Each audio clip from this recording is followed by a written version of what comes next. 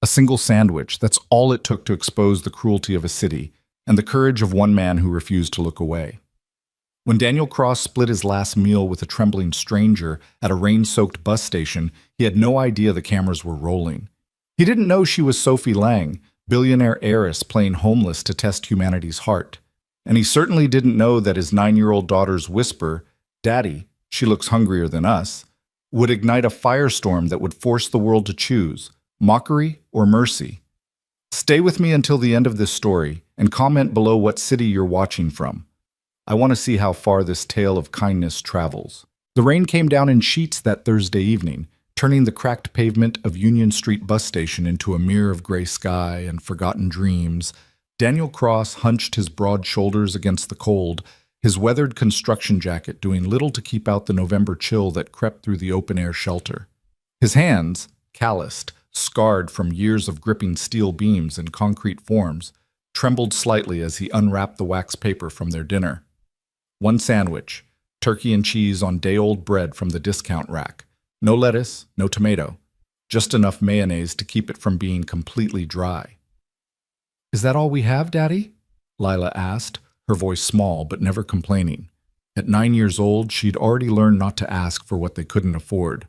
Daniel looked down at his daughter, at the way her dark hair hung in damp strands around her face, at the purple backpack she clutched against her chest, the one with the broken zipper he kept meaning to fix. Her sneakers, once white, were now gray with wear, the rubber sole on the left one starting to peel away from the canvas. She deserved so much more than this. She deserved the world. "It's enough, baby girl," he said, forcing brightness into his voice as he carefully tore the sandwich in half, making sure her portion was slightly larger than his own. "Look, I got the corner pieces. You know those are my favorite." It was a lie. The corner pieces were the driest part, but Lila's smile made the deception worthwhile. "You always say that," she said, but she took her half gratefully, biting into it with the hunger of a child who'd had only a free school lunch that day. Breakfast had been split oatmeal. Tomorrow would require another miracle. They sat on the middle bench of the three-sided shelter, watching the 6:15 bus pull away without them. They couldn't afford the fare tonight. The walk home would take an hour, maybe more in this rain, but Daniel's last $20 had gone to keeping the electricity on for another week. Heat was a luxury. Transportation was a dream. Food was a daily negotiation with dignity. The station smelled like wet concrete, exhaust fumes, and the particular kind of desperation that clings to places where people wait for better circumstances to arrive. A broken vending machine hummed in the corner, its glass front spiderwebbed from some long-ago impact. Graffiti decorated the metal walls, some of it artistic, most of it angry. Someone had written, "God has forgotten this place," in dripping red paint above the schedule board. Daniel tried not to look at it. He tried not to believe it. "Daddy, can I ask you something?" Lila's voice cut through the sound of rain hammering the corrugated roof. "Anything, sweetheart." At school today, Madison Parker said her mom told her not to sit next to me because poor is contagious. Lila took another bite of her sandwich, her eyes fixed on her shoes. "Is that true? Can people catch poor?" Daniel's chest tightened. He set down his half-eaten portion and turned to face his daughter fully, cupping her small face in his rough hands. "Lila Marie Cross, you listen to me. Being poor isn't a disease. It's just a circumstance. And circumstances change. What matters is what's in here." He tapped her chest gently. "And in here." He touched her forehead. "You're kind. You are smart. You are brave. And anyone who can't see that is blind in ways that have nothing to do with their eyes." "But Mom had money before—" "Your mother had love," Daniel interrupted gently. "Money came and went, but love stayed. That's what she taught me. That's what I'm teaching you." Lila nodded, but Daniel could see the doubt lingering in her eyes. How do you explain to a 9-year-old that the world measures worth in dollars, while you're trying to teach her it's measured in character? How do you convince her she's rich in everything that matters when her classmates have designer backpacks and she has a purple hand-me-down with a broken zipper? He was about to say something more, something wise or comforting, when movement at the far end of the station caught his attention. A young woman stumbled into the shelter, her clothes soaked through, mud caked on her jeans and sneakers. Her dark hair hung in tangled ropes around her face, and even from a distance, Daniel could see she was shaking, whether from cold, fear, or something else entirely. He couldn't tell. She looked maybe 22, 23. Her jacket, once expensive by the look of the label partially visible through the grime, hung open, revealing a torn t-shirt beneath. No bag, no phone that he could see. One of her shoes was split at the toe, and there was a bruise blooming purple and yellow along her left cheekbone. She collapsed onto the bench farthest from them, curling into herself, arms wrapped tight around her middle. An elderly man who'd been reading a newspaper at the opposite end immediately stood up, shot her a look of pure disgust, and moved to the bench outside the shelter, apparently preferring Rain to proximity. A woman in a business suit clutched her purse tighter and shifted away, her lips pressed into a thin line of disapproval. "Probably on drugs," Daniel heard someone mutter from behind him. "Or crazy. They let them all out of the hospitals, you know. She better not ask me for money."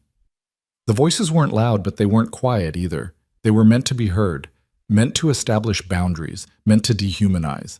The young woman either didn't hear or pretended not to. She just sat there, shivering, staring at nothing. Daniel took another bite of his sandwich, watching. He knew he should mind his own business. He had his own problems. God knew he had enough to worry about without taking on someone else's troubles. Lila needed new shoes before winter really hit. The landlord had already warned him that next month's rent was non-negotiable. The truck needed inspection, which meant it needed repairs they couldn't afford. But then the young woman's shoulders began to shake, and he realized she was crying, soft, broken sounds that she was trying desperately to muffle.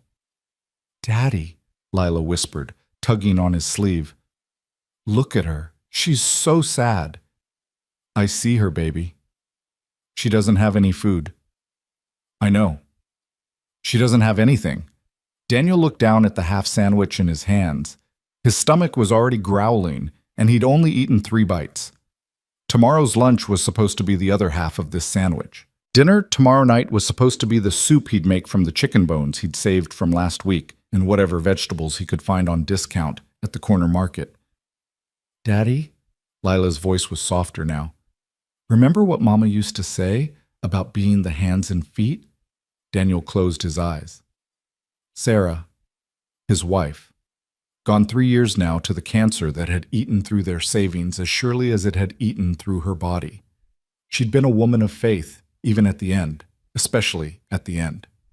"Be the hands and feet of love," she'd said from her hospital bed, so weak she could barely lift her head. "Promise me, Danny, no matter how hard it gets, no matter how much it hurts, you'll teach our girl to see people. Really see them. Promise me." He'd promised. Through tears, through rage at the unfairness of it all, through the emptiness that had threatened to swallow him whole in the months after her funeral, he'd promised. "Yeah, baby girl," he said now, his voice rough. "I remember." Lila looked at her half-eaten sandwich, then at the young woman, then back at her father. "Can we—" "Yes," Daniel said, before she could finish the question. "Yes, we can." He stood up, his knees protesting. He was only 38, but construction work ages a man's body faster than time alone. He walked slowly across the shelter, his work boots leaving wet prints on the concrete. The young woman didn't look up as he approached, didn't acknowledge his presence even when his shadow fell across her. "Excuse me," Daniel said gently. "Miss?" Nothing. Just the sound of rain and distant traffic and her soft, hitching breaths. "Miss, are you okay?" Finally, she lifted her head. Her eyes were red-rimmed, bloodshot, haunted.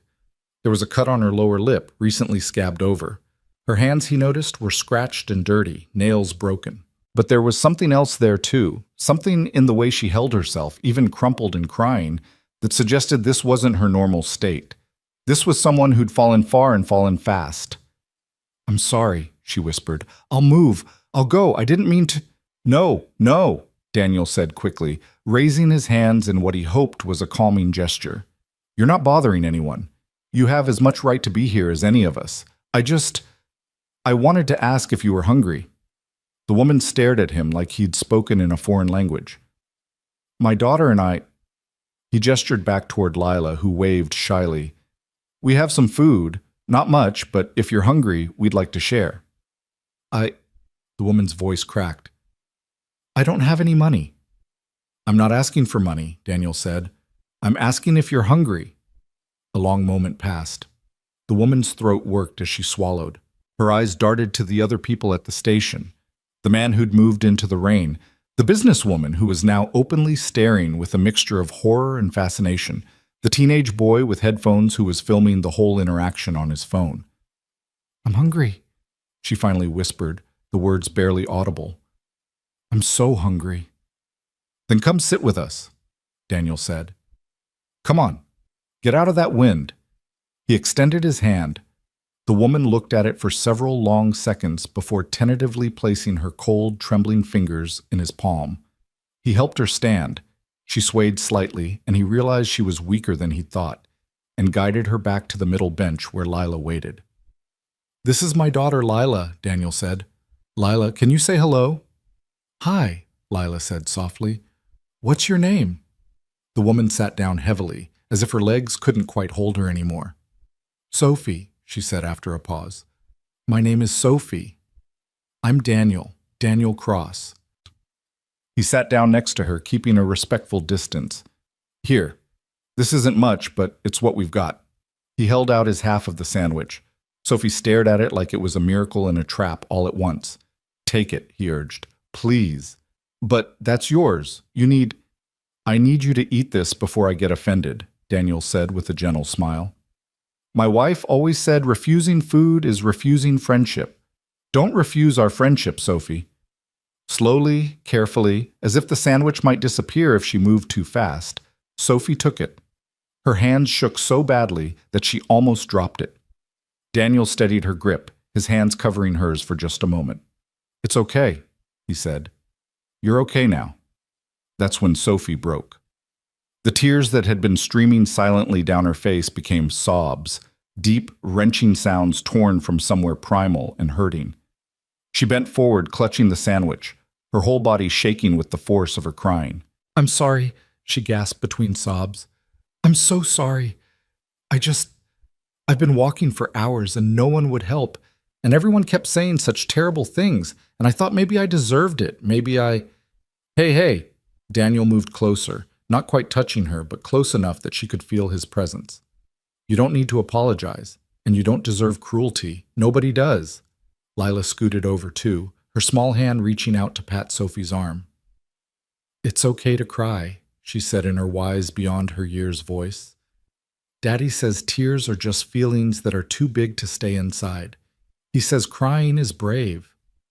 Sophie looked at this 9-year-old child, this little girl in worn-out sneakers offering comfort, and something seemed to crack open in her chest. She reached out with one muddy hand and touched Lila's cheek with a gentleness that spoke of someone who understood how precious and fragile kindness really was. Thank you, she whispered. Thank you both so much. Eat, Daniel said. Please, you're shaking. Sophie brought the sandwich to her lips and took a bite, then another and another. She ate like someone who hadn't had food in days, quickly but carefully, as if trying to make it last and knowing it wouldn't. Daniel watched her, and his heart broke a little more with each desperate swallow. When she finished, she looked at the wax paper in her hands as if surprised to find it empty. I'm sorry I ate so fast, she said. That was rude. Don't apologize, Daniel said firmly. When's the last time you ate? Yesterday morning? Maybe, I'm not sure. She trailed off, her eyes going distant. It doesn't matter. It matters, Lila said. You matter. Sophie's eyes filled with fresh tears. You don't even know me. Don't need to, Daniel said. You needed help. We had something to give. That's all the knowing that's necessary. From across the shelter, someone laughed, a harsh, ugly sound. Daniel glanced over to see a man in his 50s, belly hanging over his belt, smirking at them. Real smart, buddy, the man called out. Can't even feed your own kid properly, and you're giving food to strangers. That's why you're poor, you know. Stupid and poor. Daniel felt his jaw clench, but before he could respond, Lila beat him to it. My daddy's not stupid, she said loudly, her voice ringing with a child's absolute certainty. He's the smartest, bravest man in the world, and we're not poor, we're rich in love. That's what my mama said. Rich in love don't pay the rent, little girl, the man sneered. Your daddy's a fool, and that girl he's feeding is probably a junkie or a prostitute. You want to catch something? You want to get robbed? That's how you end up stabbed at a bus station. Sophie flinched as if she'd been struck. She stood up quickly, too quickly, stumbling a little. I should go. I don't want to cause trouble. Thank you for the food. I'll never forget. Sit down, Daniel said, his voice quiet but carrying an edge of steel that made even the sneering man across the shelter pause. You're not going anywhere. Not yet. He stood and walked directly toward the man, who puffed up his chest like a rooster preparing for a fight. You got something to say to me? Daniel asked, stopping just inches from the other man.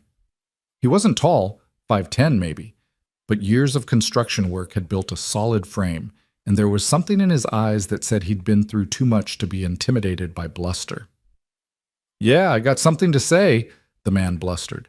You're a damn fool giving away food you can't spare. Look at your kid. She's half starved. Those shoes she's wearing have holes in them. You think giving sandwiches to every sad story druggie at the bus station makes you noble? It makes you an idiot. You done? Daniel asked calmly. I asked if you're done, Daniel repeated, because I've got something to say now, and I'd appreciate you listening without interrupting. That's called respect. Maybe you've heard of it. The man's face reddened, but he closed his mouth. You're right, Daniel said, and the admission seemed to surprise everyone within earshot. My daughter deserves better shoes. She deserves 3 meals a day without having to worry. She deserves a life where she doesn't have to choose between keeping warm and keeping fed. You're absolutely right about that. He paused, letting the words hang in the rain-dampened air. But you know what she deserves even more than that? She deserves to grow up knowing that human decency isn't conditional. She deserves to learn that when someone is hurting, you help, not because it's convenient or because you can afford it, but because it's right. She deserves to understand that every single person has worth, has dignity, has a story that matters. Daniel glanced back at Lila and Sophie on the bench, then returned his gaze to the man in front of him. I can buy my daughter new shoes next month. I can work overtime, skip meals, do whatever I need to do to make sure she's taken care of. But if I teach her that some people don't deserve compassion, if I teach her that suffering is only worth acknowledging when it's convenient, that's poverty I can never recover from. That's a kind of starvation that no amount of food can fix. The man opened his mouth, closed it, opened it again. That's just words. Pretty words don't change reality. Maybe not, Daniel agreed, but ugly words definitely make reality worse. So I'm asking you, if you don't have anything helpful to contribute, maybe just keep quiet. Let us all wait for our buses in peace. He turned and walked back to the bench, his heart pounding. He hated confrontation, but he hated cruelty more. As he sat down, the woman in the business suit who'd been clutching her purse finally spoke up. He's right, you know. She pointed at Sophie. She's probably scamming you. They all do. They look pathetic, get your sympathy, and the next thing you know, your wallet's gone and she's off buying drugs with your money. Sophie's face went pale. I'm not a thief, she said, her voice barely above a whisper. I would never. Of course you'd say that, the woman sniffed. They always do. Honestly, it's people like you who ruin it for everyone else. If you'd just stayed home or gone to a shelter instead of coming to places where decent people have to see you, that's enough. Daniel's voice was hard now, all pretense of politeness gone. You don't know her story. You don't know anything about her. And you know what?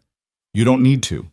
She's a human being. That's all the information you need to treat her with basic kindness. I'm just trying to protect you. Nobody asked you to, Lila piped up, surprising everyone, including herself. Her voice was small but fierce. Nobody asked you to be mean either. My mama used to say that meanness is just fear wearing an ugly mask. What are you afraid of? The woman's mouth opened and closed like a fish. She stood up abruptly, nearly dropping her purse in her haste. This is ridiculous. I'm not staying here to be lectured by a child about...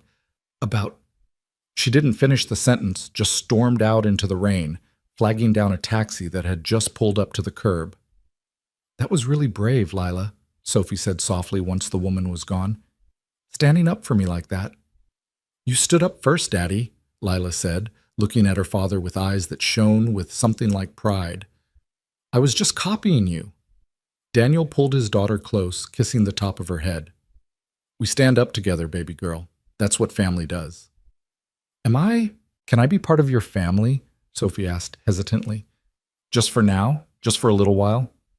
Everyone's part of the family if they need to be, Lila declared with the certainty of a child who hasn't yet learned that the world doesn't work that way.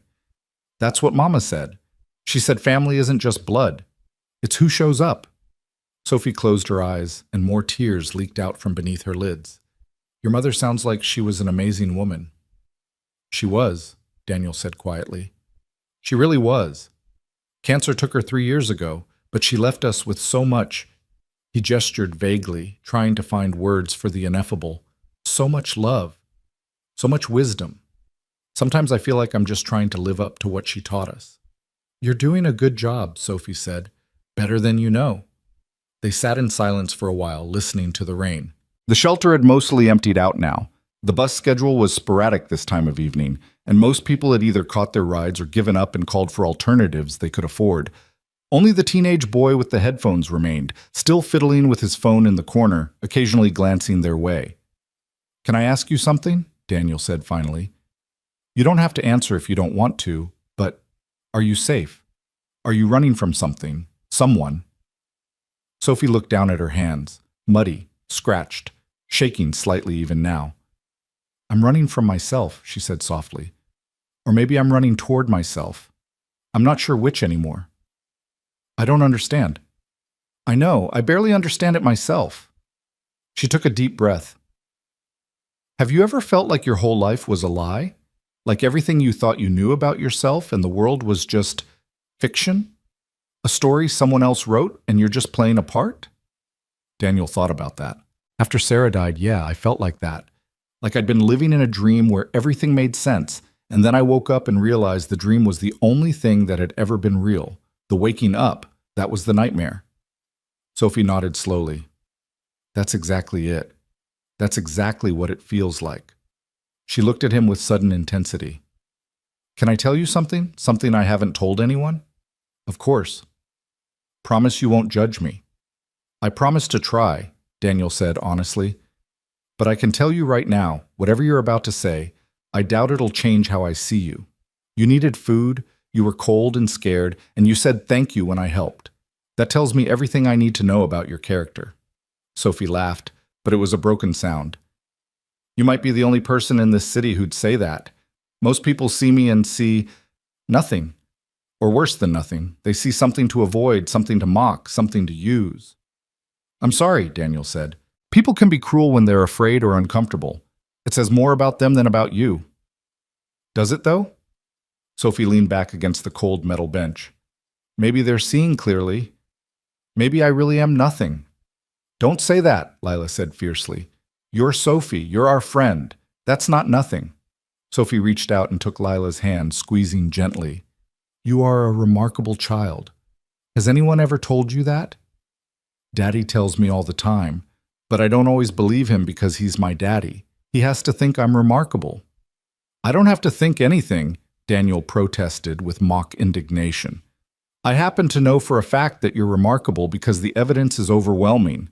Lila giggled, the first genuinely happy sound Daniel had heard from her all day, and for just a moment, the rain and the cold and the hunger didn't matter quite so much.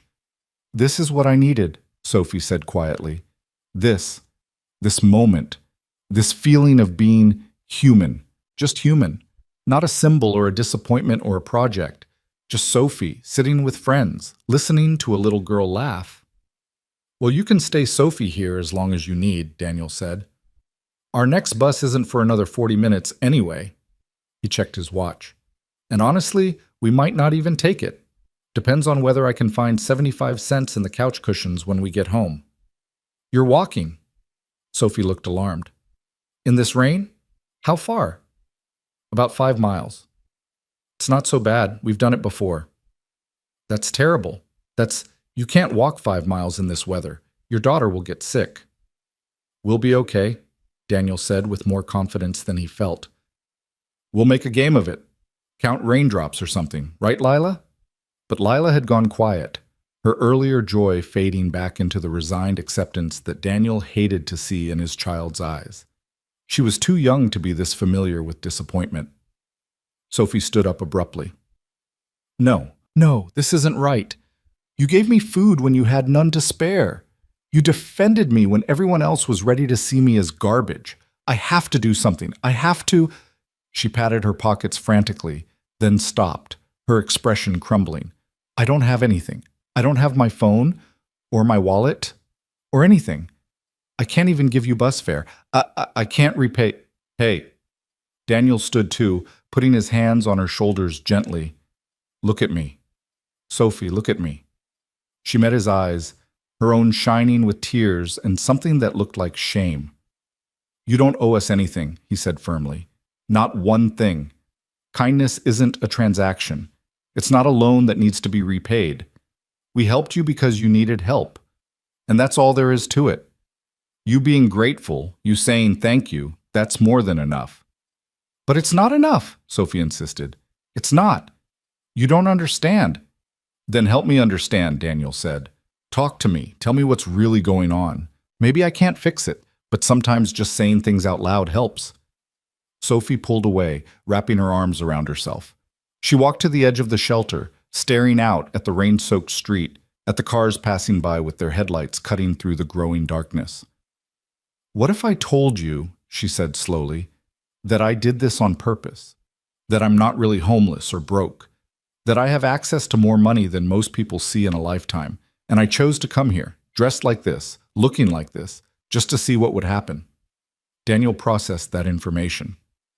I'd say that's a pretty dangerous experiment. Would you be angry? Would you want your sandwich back?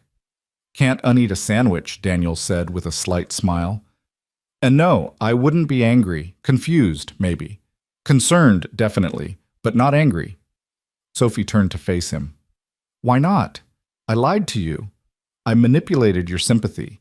I'm exactly what that woman said, a scam. Did you lie? Daniel asked. When you said you were hungry, was that a lie? No, Sophie admitted. I haven't eaten since yesterday morning. Were you scared? Terrified. Did you need help? Yes. Then you didn't lie about anything that mattered, Daniel said simply. Whatever your reasons for being here, whatever experiment or test or journey you're on, that's your business. But the hunger was real. The fear was real. The need was real. And our response to that need was real too. Nothing else changes that. Sophie stared at him like he was speaking a foreign language. Most people wouldn't see it that way. I'm not most people, Daniel said. And honestly, if you're out here testing humanity or whatever you're doing, I think you're being pretty hard on yourself. The world's already hard enough without us making it harder. That's exactly the point, Sophie said, her voice rising with sudden passion. The world is hard. And people like me, people with money and privilege, we're so insulated from that hardness that we forget it exists. We order food on apps and complain when it takes 40 minutes. We buy new clothes when the old ones go out of style. We throw away more food in a week than some families see in a month. And we tell ourselves we're good people because we donate to charity once a year and tip the valet at Christmas. She was crying again, but these were different tears, angry tears, frustrated tears. I wanted to know, she continued. I needed to know. What happens when all that insulation is stripped away? When I'm just another person at a bus station, cold and hungry and scared, do people help? Do they care, or do they just see trash that needs to be swept away? And what did you learn? Daniel asked quietly. Sophie looked at him, then at Lila, who was watching the conversation with wide, solemn eyes. I learned that most people fail the test, she said softly. I've been out here for 6 hours. Do you know how many people I asked for help? 23. Do you know how many responded with anything other than disgust or fear or mockery? 0. Until you. You're number 24. Daniel felt something heavy settle in his chest. I'm sorry. I'm so sorry that's how people treated you. Don't apologize for them, Sophie said. You're not responsible for their choices. No, but I'm part of the same world they are. The same city, the same society that taught all of us, he gestured vaguely, to look away, to protect ourselves first, to judge before we understand. But you didn't, Sophie said. You didn't look away. Because someone taught me not to, Daniel said, thinking of Sarah, of her hospital bed sermons, of her last lessons about love, and because I know what it's like to need help and not get it. I know what it's like to be invisible. The teenage boy in the corner suddenly stood up and walked toward them, pulling out his headphones. "Dude," he said, his voice cracking slightly with adolescence. "I don't know if you realize this, but I've been filming this whole thing." Daniel's stomach dropped. "What?" "Not in a creepy way," the kid said quickly. "I mean, maybe a little creepy, but not like malicious creepy. I film everything. It's kind of my thing. I'm trying to be a journalist, and this—" He gestured at Daniel, at Sophie, at the empty wax paper that had held the sandwich. "This is a story. A real story." "I'd prefer if you deleted that," Daniel said carefully. "This is a private moment." "But that's exactly why people need to see it," the kid insisted. "Everyone thinks the world is all bad all the time. They think there's no kindness left. And then here you are giving away your only food to a stranger while people mock you for it. That's important, man. That's news." "I'm not news," Daniel said firmly. "I'm just a guy sharing a sandwich. That shouldn't be news. That should be normal." "But it's not normal," Sophie said quietly. "That's the problem. That's the whole problem." The kid looked at his phone, then back at them. "Look, I'll make you a deal. I won't post it if you really don't want me to, but can I just show you something first? Can I show you what I filmed?" Daniel hesitated, then nodded. The three of them, 4 counting Lila who'd come over to see, huddled around the small screen as the teenager pulled up the video and hit play. The footage was surprisingly steady, the audio surprisingly clear. It started with Daniel walking over to Sophie, offering his half of the sandwich.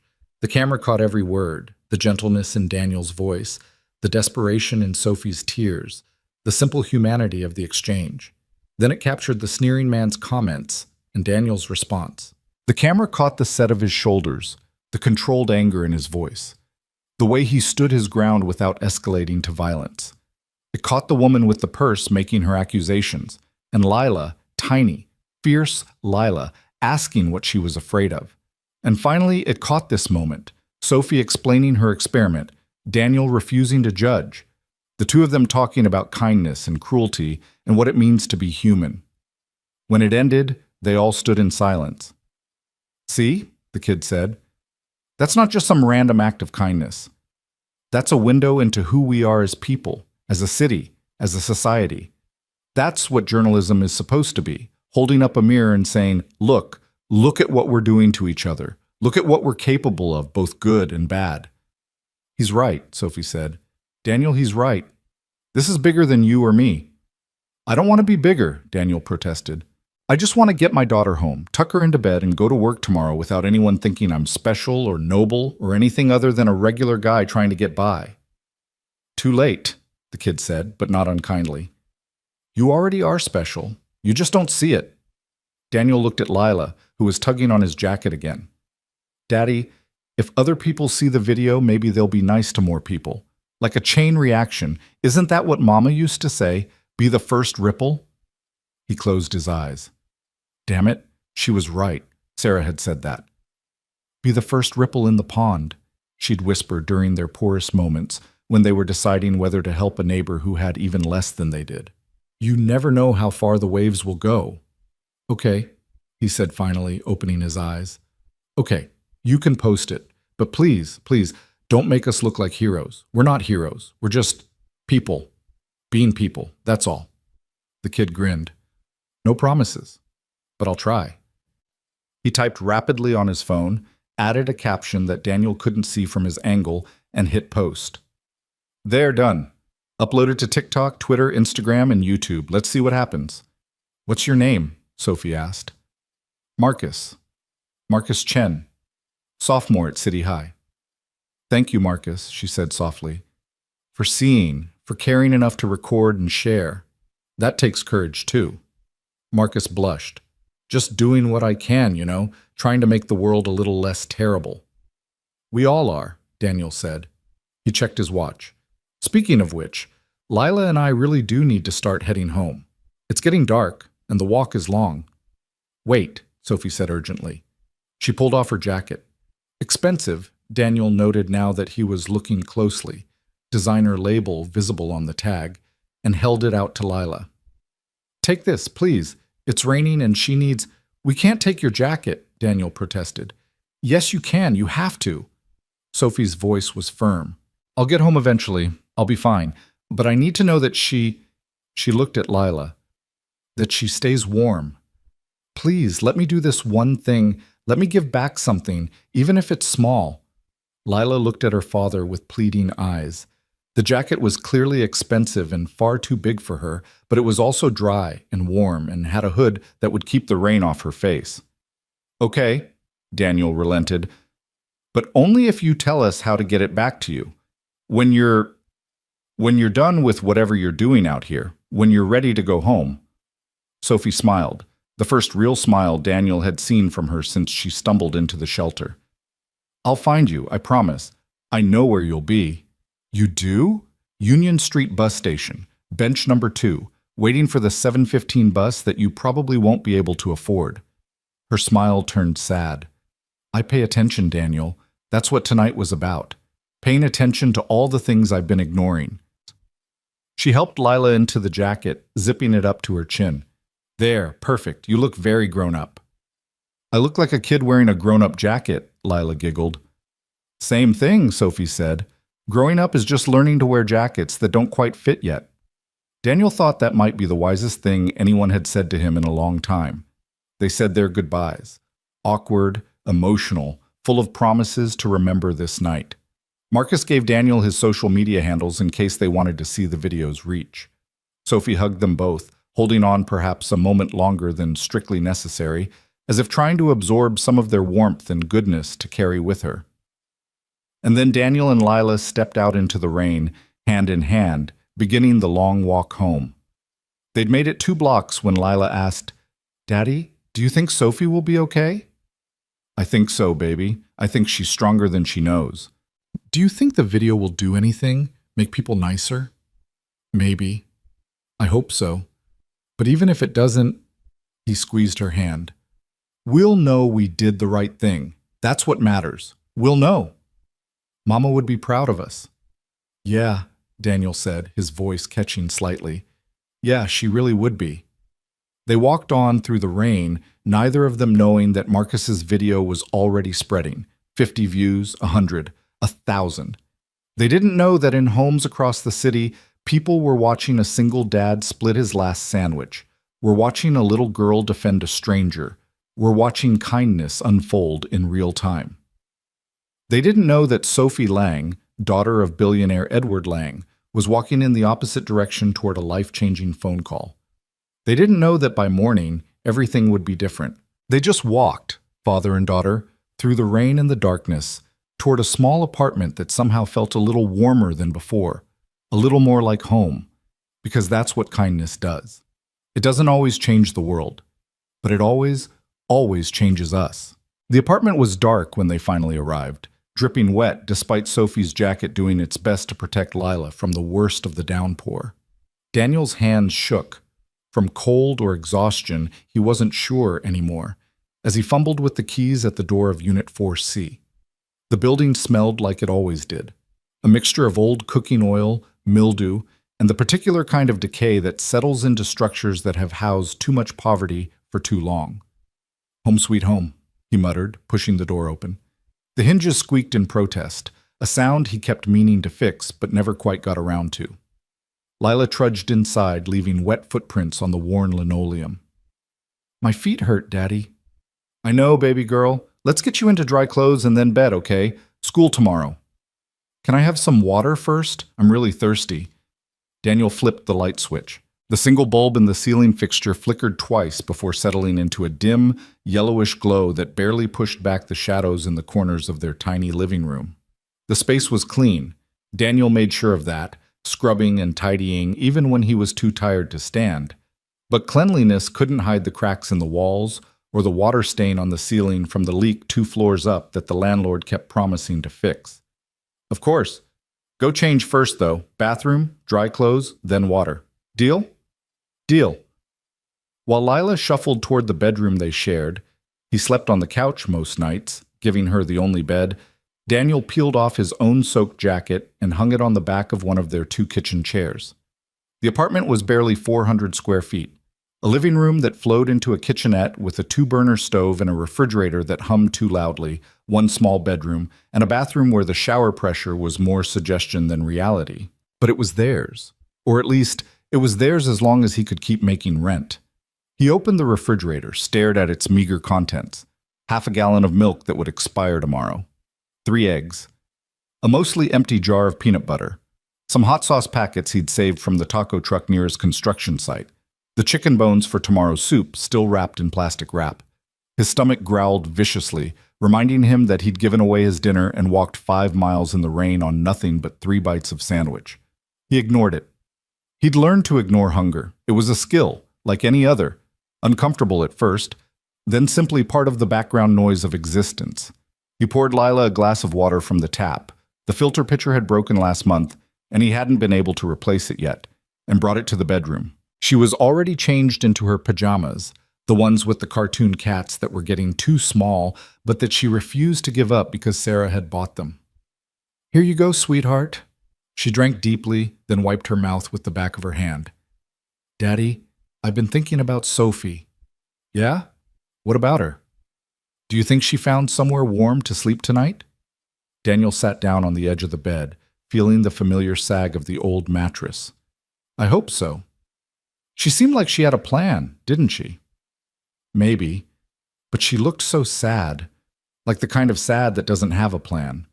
Lila climbed under her blankets, a patchwork quilt that Sarah had made during her pregnancy, each square representing a hope for their future child.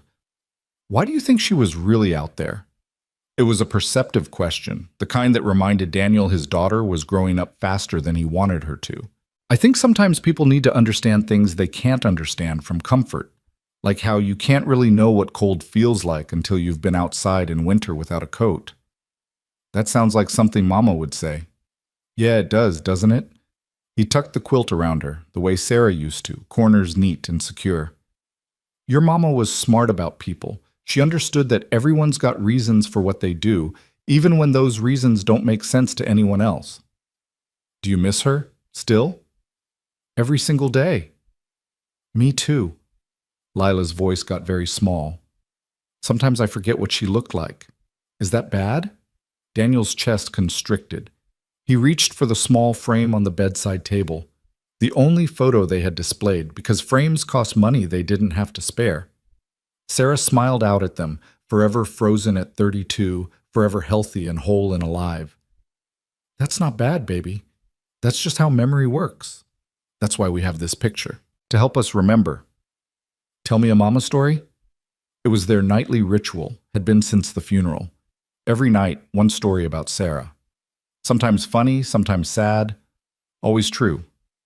Daniel believed that as long as they kept telling the stories, kept her memory alive in words, she wasn't really gone.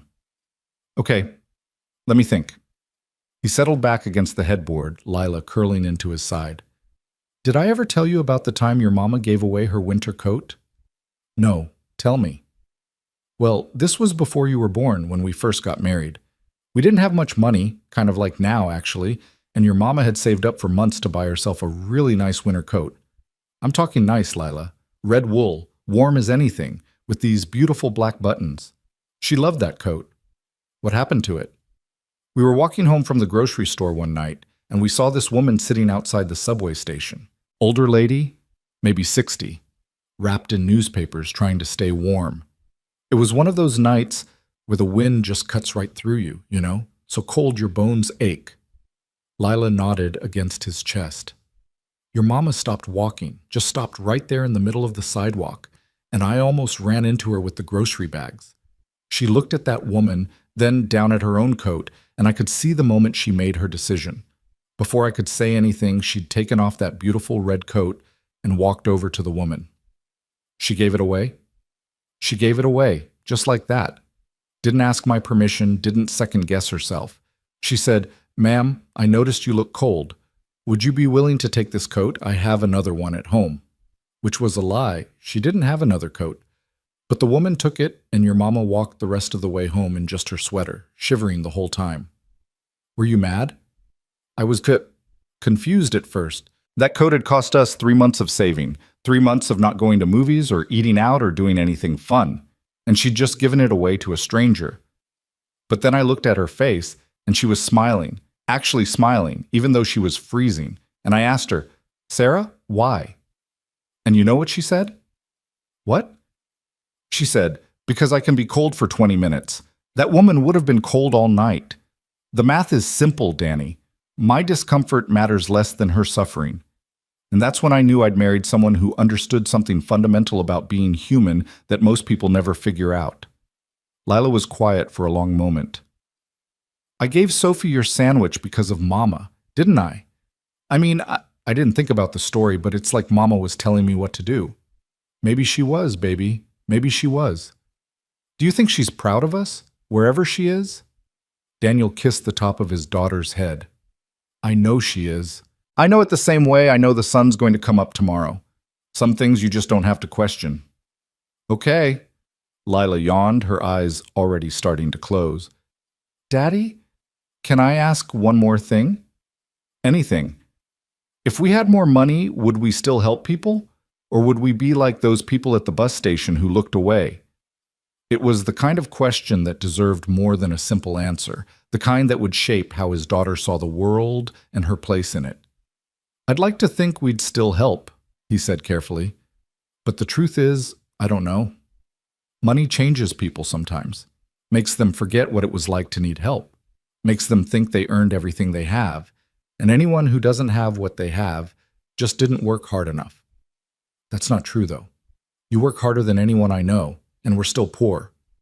The matter-of-fact way she said it, "we're still poor," made Daniel's heart crack a little. 9 years old, and already she understood economic realities that should have been years away from her consciousness. "Yeah, baby. Yeah, that's not how it works.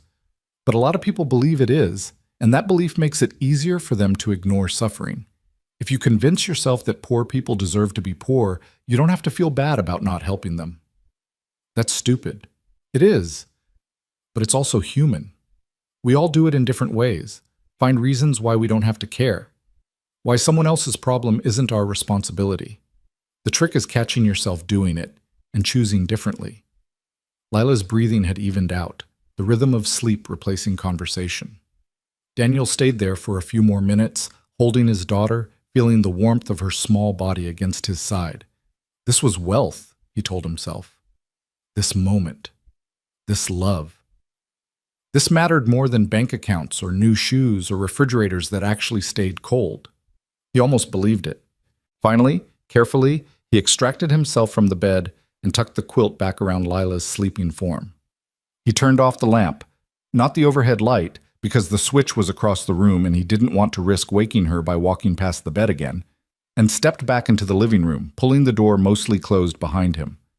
The apartment felt emptier now, quieter. He could hear the couple upstairs arguing again, their voices muffled but sharp enough to cut through the thin walls. He could hear sirens in the distance, the constant soundtrack of their neighborhood. He could hear his own breathing, heavy with exhaustion. He should sleep. He had to be up at 5 for work, had to be on site by 6:30. But sleep felt impossible right now, his mind too full of the evening's events, his stomach too empty to settle. He walked to the small window that looked out over the alley behind their building. Rain still fell, lighter now, pattering against the glass. Somewhere out there, Sophie was doing what? Had she gone home? Was she still testing the city's capacity for compassion? Had she found what she was looking for? And Marcus Chen's video, what was happening with that? Was anyone watching? Did anyone care? Daniel realized with a start that he didn't even own a computer or smartphone. He had an ancient flip phone that he kept charged for emergencies, for calling Lila's school or his boss, but it couldn't access the internet. He couldn't check social media. He couldn't see if Marcus had kept his word about posting the video, couldn't see if anyone was watching, couldn't see. Why did it matter? Why did he care? Because Lila had asked if people would be nicer because of the video.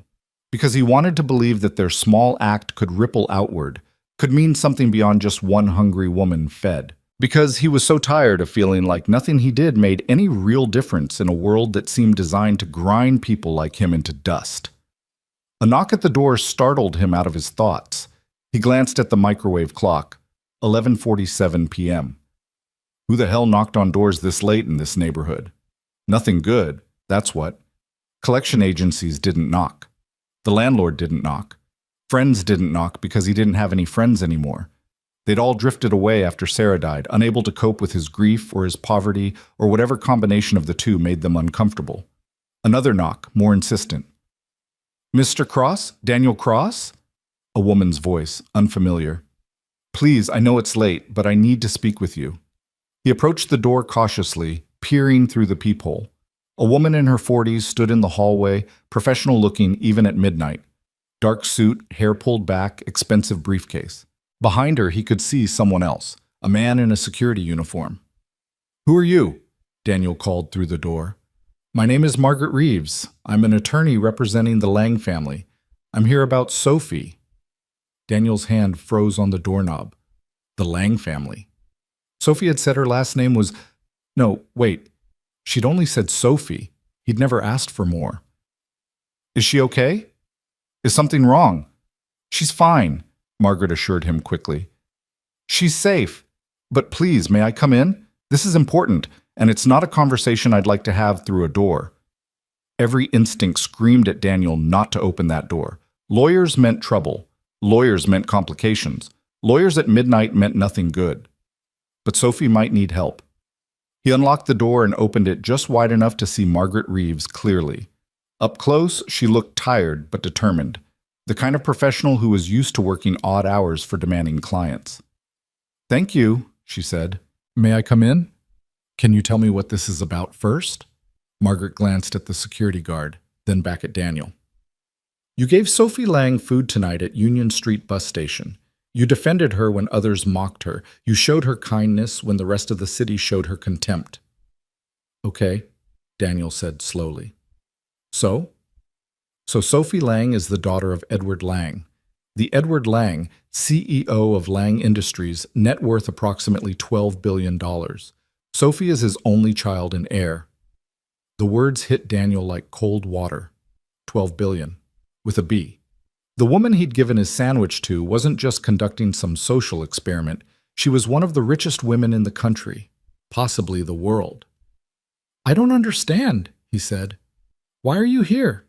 Because Sophie called her father 2 hours ago. She told him everything, about her experiment, about the way people treated her, about you. And Mr. Lang wants to meet you, tonight. Tonight? It's almost midnight. I have work in the morning. I have a daughter sleeping. I understand and I apologize for the late hour, but Mr. Lang is insistent. He's sent a car. He'd like to speak with you at his residence. He's prepared to compensate you for your time, of course, and I don't want compensation, Daniel interrupted. I didn't help Sophie for money. I helped her because she needed help. Margaret smiled, and there was something knowing in it. Sophie said you'd say that. She told her father, he's going to refuse. He's going to say he doesn't want anything, and that's exactly why you need to meet him. I can't leave my daughter alone. We've anticipated that. I have a colleague waiting downstairs, Linda Pacheco. She's a licensed childcare professional and a mother of 3 herself. She can stay with Lila while you're gone, or, if you prefer, you can bring Lila with you. Mr. Lang's home has several guest rooms where she could sleep comfortably. Daniel's head spun. This was insane. This was some kind of elaborate prank or scam or... Mr. Cross, Margaret said gently, I know this is overwhelming. I know it seems impossible, but I assure you, this is real. Sophie is safe, she's home, and she wants to thank you properly. Her father wants to thank you properly. Will you please just give them 1 hour? After that, if you want nothing more to do with any of us, we'll respect that completely. He should say no. He should close the door, check on Lila, and pretend this bizarre midnight visit had never happened. But curiosity gnawed at him. And something else, a strange sense that Sarah would have told him to go, to see where this path led. 1 hour, he said finally, and I'm bringing Lila. I'm not leaving her with a stranger, licensed or not. Of course. Let me call the car. 20 minutes later, Daniel was carrying a sleeping Lila through the rain toward a black Mercedes that looked like it cost more than he'd make in 5 years. The security guard held an umbrella over them while Margaret opened the car door, revealing leather seats and enough space to comfortably fit 8 people. This is ridiculous, Daniel muttered as he settled Lila across the back seat. her head pillowing on his lap. Wait until you see the house, Margaret said, not unkindly. Then you'll recalibrate your definition of ridiculous. The drive took 30 minutes, carrying them out of Daniel's familiar neighborhood of crumbling apartments and corner stores, through the downtown corridor of office buildings and hotels, and finally into the hills where the city's true elite lived. The streets here were quiet, clean, lined with trees that looked manicured rather than wild. Security gates appeared every few blocks, guardhouses with actual guards, cameras on every corner. The Lang estate, because that's what it was, an estate, not a house, sat behind walls that seemed designed to keep out reality itself.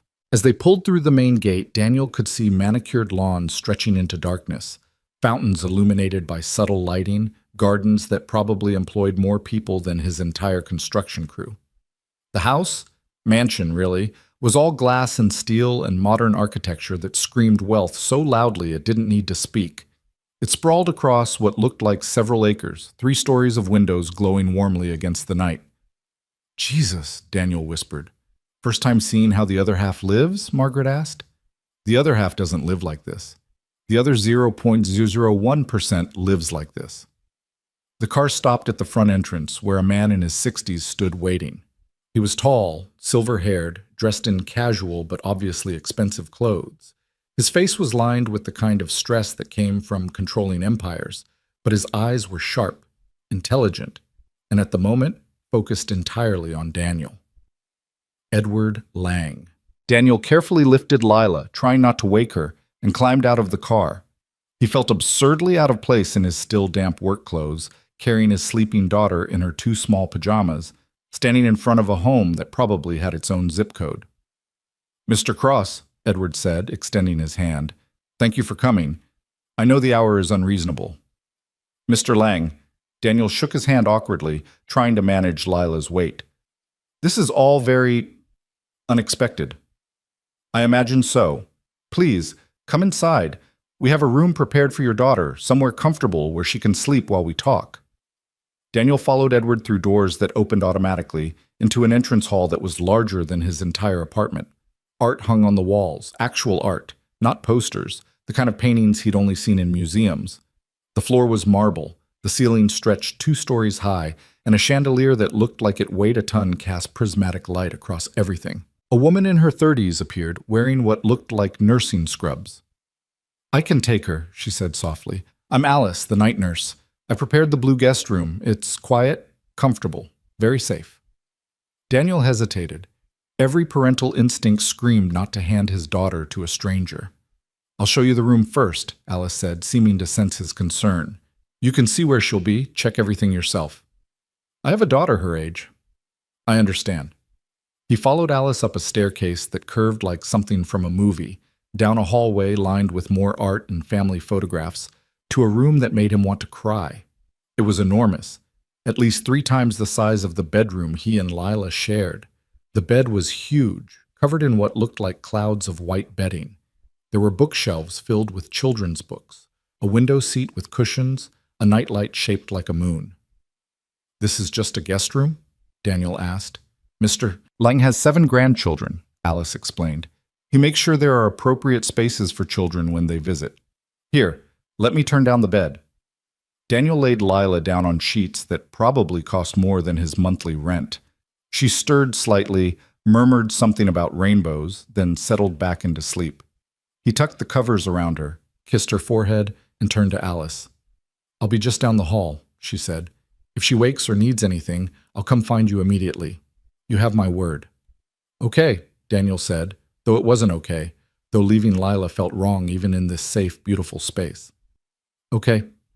Back downstairs, he found Edward Lang standing in what appeared to be a library. Walls of books stretching to the ceiling, leather chairs, a fireplace crackling with real wood. Sophie sat in one of the chairs, changed into clean clothes, her hair washed, looking nothing like the broken woman from the bus station. Daniel, she said, standing, thank you for coming. I'm still not entirely sure why I'm here. Because I owe you an explanation, Edward said, gesturing to a chair. Please sit. Would you like something to drink? Coffee? Water? Water's fine.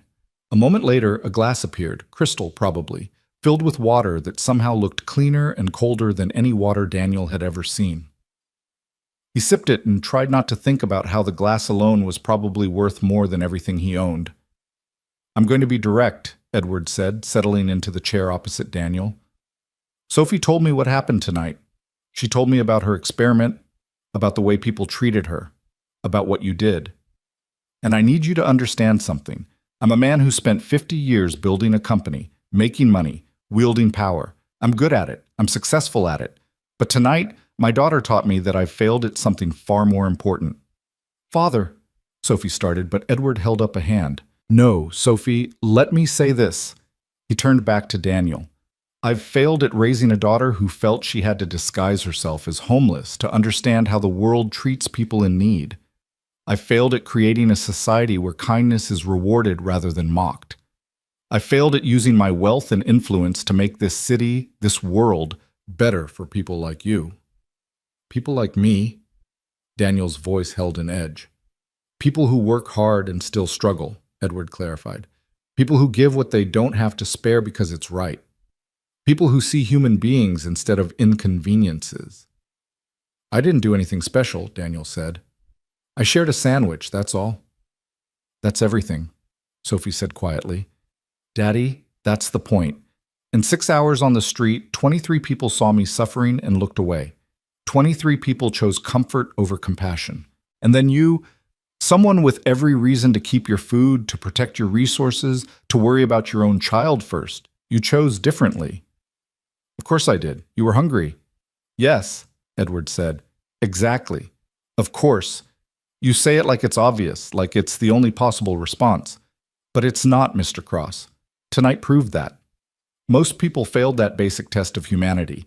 You passed without even knowing it was a test." Daniel set down his water glass, suddenly tired of this whole surreal conversation. "Mr. Lang, I appreciate whatever this is, the car, the house, the explanation, but I didn't come here for praise or philosophy. I came because your daughter's lawyer knocked on my door at midnight and made it sound urgent. If there's something you actually need from me, just tell me. Otherwise, I'd like to collect Lila and go home. I have work at 6. Edward and Sophie exchanged a glance. Then Edward leaned forward, his hands clasped together. "What I need, Mr. Cross, is to not be the man who watched his daughter walk out into a storm to test humanity and then did nothing when she returned with proof that humanity is failing. What I need is to be someone who sees a man give away his last meal and thinks, 'How can I help him?' rather than, 'How can I use him for good publicity?'" "I don't want help," Daniel said automatically. "Why not?" The question caught him off guard. Because I don't. Because I can take care of my daughter and myself. Because accepting help feels like admitting I've failed." "Has it occurred to you," Sophie said gently, "that refusing help might be another form of pride? That maybe accepting support when it's genuinely offered isn't weakness, but wisdom?" Daniel looked at her, this woman who'd pretended to be broken to understand brokenness, this heiress who'd tested the city's heart and found it wanting except for one construction worker with a sandwich. "What do you want from me?" he asked again, but quieter this time. "I want to offer you a job," Edward said.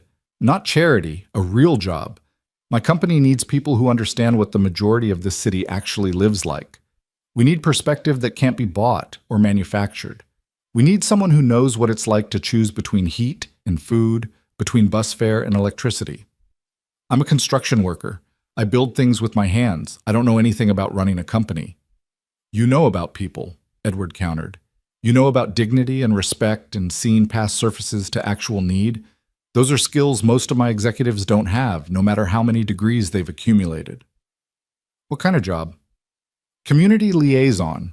You'd work with our charitable foundation, helping direct resources to where they're actually needed, rather than where they look good in press releases. You'd consult on employee programs, childcare, healthcare, compensation, helping us understand what working families actually require. You'd be a voice for people who usually don't get heard in boardrooms." Daniel laughed, but there was no humor in it. "You want to hire me because I gave your daughter a sandwich?" "I want to hire you because you're the kind of person who gives away sandwiches," Edward corrected. Because you raise a daughter who asks why someone's afraid instead of just calling them mean. Because when people mocked you for helping, you stood your ground without escalating to violence. Because every decision you made tonight was the right one, even though it cost you something. And if I say no? Then you say no, Sophie said. Then we thank you again, drive you home, and never contact you again if that's what you want. But Daniel, she leaned forward, her eyes intense. Don't say no because you think you don't deserve this. Don't say no because you're afraid of what people might think. Say no only if you genuinely believe you can't help more people in this position than you can from a construction site. That stopped him. Because she was right. It was about pride, about not wanting to be seen as someone who needed rescuing, about maintaining the fiction that he was fine. Everything was fine. They were managing just fine. But they weren't fine. Lila needed new shoes, the apartment needed heat, their diet needed to include vegetables more than once a week.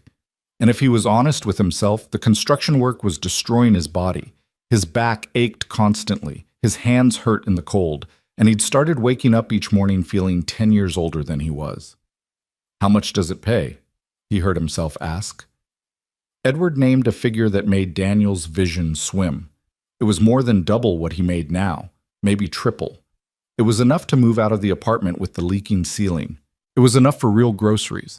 It was enough for Lila to have new shoes whenever she needed them, and Christmas presents, and maybe even a savings account for college. It was enough to breathe.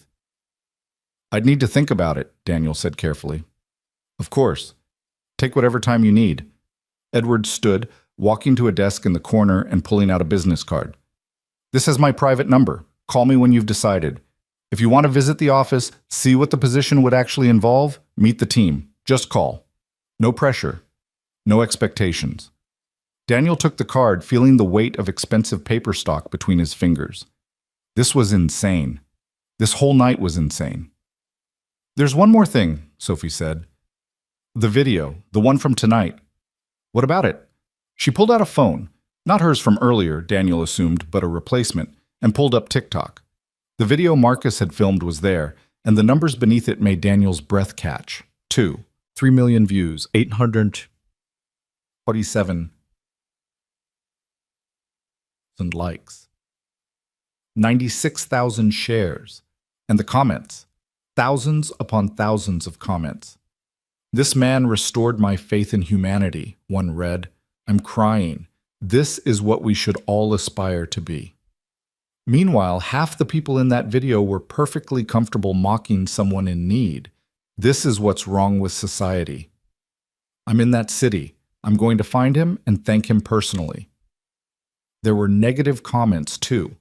People calling Daniel naive, calling Sophie a fraud for testing people without consent, calling the whole thing staged. But they were drowned out by a tidal wave of people who'd seen something in that grainy phone footage that resonated deeper than cynicism. It's still spreading, Sophie said. News outlets are picking it up. Someone from Good Morning America called my father's office. There's a hashtag, #SandwichDad, that's trending nationally. Oh God, Daniel muttered. People want to know who you are. They want to help. There's already a GoFundMe that someone started. I didn't authorize it. Some stranger just created it, and it's raised over $50,000 in 3 hours. Daniel stood up abruptly, his chair scraping against the marble floor. No, absolutely not. I don't want money from strangers. I don't want to be famous. I just want to live my life and raise my daughter. And I know, Edward said calmly. Sophie predicted you'd react this way. That's why we're telling you now, privately. So you can decide how you want to handle it before the media circus finds your address. How do I make it stop? You can't, Sophie said gently. That's not how the internet works. The video is out there. The story is out there. All you can control now is how you respond to it. Daniel pressed his palms against his eyes, trying to think. His mind felt like static, too much information coming too fast. I need to go home. I need to check on Lila and sleep and figure out how to process any of this. Of course, Edward said immediately. He pressed a button on the desk, and somehow Margaret materialized in the doorway within seconds. Margaret, please have the car take Mr. Cross home, and have security do a sweep of his building. I want to know if there are any media or concerned citizens camping out. Already done, sir. The building is clear for now, but that may change by morning. Then arrange for private security. Discreet. I don't want Mr. Cross feeling surveilled, but make sure his apartment is protected from unwanted visitors. I don't need security, Daniel protested. You will by tomorrow, Edward said with certainty. Trust me. I've dealt with media attention my entire adult life. Once this story hits the morning shows, everyone's going to want a piece of you. Let me at least help you maintain some privacy while you decide what you want to do. Daniel wanted to argue, but exhaustion was winning. He nodded mutely. They collected Lila, still deeply asleep, thank God, and made the return trip through the quiet city streets. Daniel stared out the window, watching his city pass by, wondering how everything had changed so completely in the space of a few hours. When the car pulled up to his building, he could see a figure standing in the shadows near the entrance. His muscles tensed automatically. Street instincts from years of living in neighborhoods where shadows meant danger. But as they got closer, he recognized the teenage boy from the bus station, Marcus Chen, clutching his phone, looking nervous. Mr. Crossan, Marcus called out as Daniel emerged from the Mercedes. I'm so sorry. I didn't think... I hoped it would go viral, but I didn't realize it would be like this. Are you okay? Is your daughter okay? Daniel adjusted Lila's weight against his shoulder. We're fine, Marcus. It's late. You should be home. I know. I wanted to make sure you weren't mad. People on TikTok are saying I exploited you, or that I should have asked permission, or that I'm profiting off your kindness, which I'm not. I haven't made any money from this, I swear. Marcus, Daniel interrupted gently. Take a breath. I'm not mad at you. You filmed something real and you shared it. What happens after that? That's not your responsibility. But people are being really harsh in the comments. Some of them, anyway. And I feel like I started something that I can't control, and now you're dealing with it. And, hey, Daniel shifted Lila to one arm and put his free hand on Marcus's shoulder. You're 16? 15. Okay, 15. You did what journalists are supposed to do. You documented truth. You showed people something they needed to see, even if they didn't want to see it. That takes courage. Don't let the trolls make you regret having courage. Marcus's eyes shone with unshed tears. My dad said I was being irresponsible. He said I invaded your privacy. Your dad loves you and wants to protect you. That's his job. But Marcus... Daniel made sure the boy was looking at him, really looking at him. Sometimes being responsible means doing the uncomfortable thing because it's right. You understand? Yeah, I think so. Good. Now go home, get some sleep, and maybe turn off your phone for a day or two. Let the internet storm blow over without drowning in it. Marcus nodded, wiped his eyes, and headed toward his own building 3 doors down. Daniel watched him go, then carried Lila inside, nodding to the security guard. Discreet, professional, probably costing Edward Lang a fortune per hour, who'd apparently been stationed in the lobby. The apartment felt even smaller than usual when he closed the door behind them. He tucked Lila back into her bed, still in Sophie's expensive jacket because he didn't want to wake her by taking it off. He stood there for a long time watching her sleep, thinking about guest rooms with moon-shaped nightlights and job offers that paid 3 times what he made breaking his back. He thought about Sarah, about what she'd say if she could see him now. He thought he knew. She'd tell him to take the job, to stop being proud, to accept help when it was offered with genuine kindness. But then again, Sarah had given away her winter coat and walked home freezing. Sarah had believed in sacrifice, in giving until it hurt. Would she really want him to take money from a billionaire because he'd shared a sandwich? He pulled out Edward Lang's business card, studying it in the dim light from the street lamp outside. Heavy paper, embossed lettering, a phone number that probably connected directly to one of the most powerful men in the country. His own phone, the ancient flip phone he'd had for 5 years, sat on the kitchen counter. No missed calls, no messages. Because nobody ever called him except Lila's school or his boss. He was tired. So impossibly tired. Tired of struggling, tired of choosing, tired of pretending everything was fine when it so clearly wasn't. But beneath the exhaustion, something else flickered. Something that might have been hope. The dangerous kind of hope. The kind that could break you if it turned out to be false. He set the business card on the counter next to his phone, right where he'd see it in the morning. Then he collapsed onto the couch, still in his damp clothes, and fell into a dreamless sleep. Daniel woke to the sound of pounding on his door and voices, too many voices, shouting from the hallway. His eyes snapped open, his heart immediately racing with the kind of adrenaline that came from years of living in places where unexpected noise meant danger. The couch beneath him was damp from his clothes that had never fully dried, and every muscle in his body ached from the previous night's walk and the uncomfortable sleeping position. The digital clock on the microwave read 6:47 a.m. He'd overslept. He was supposed to be at the construction site 17 minutes ago. "Mr. Cross, Daniel Cross, we just want to talk to you for a few minutes.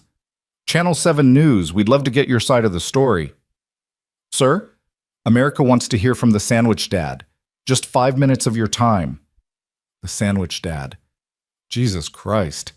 Daniel stumbled to the door, looked through the peephole, and felt his stomach drop. The hallway was packed with people, reporters with cameras, photographers with flash equipment, even a few people who looked like regular citizens holding their phones up, filming everything. The security guard Edward had posted was there too, trying to maintain some kind of order, but he was clearly overwhelmed. "Daddy?" Lila's voice came from behind him, small and scared. "What's happening? Why are all those people here?"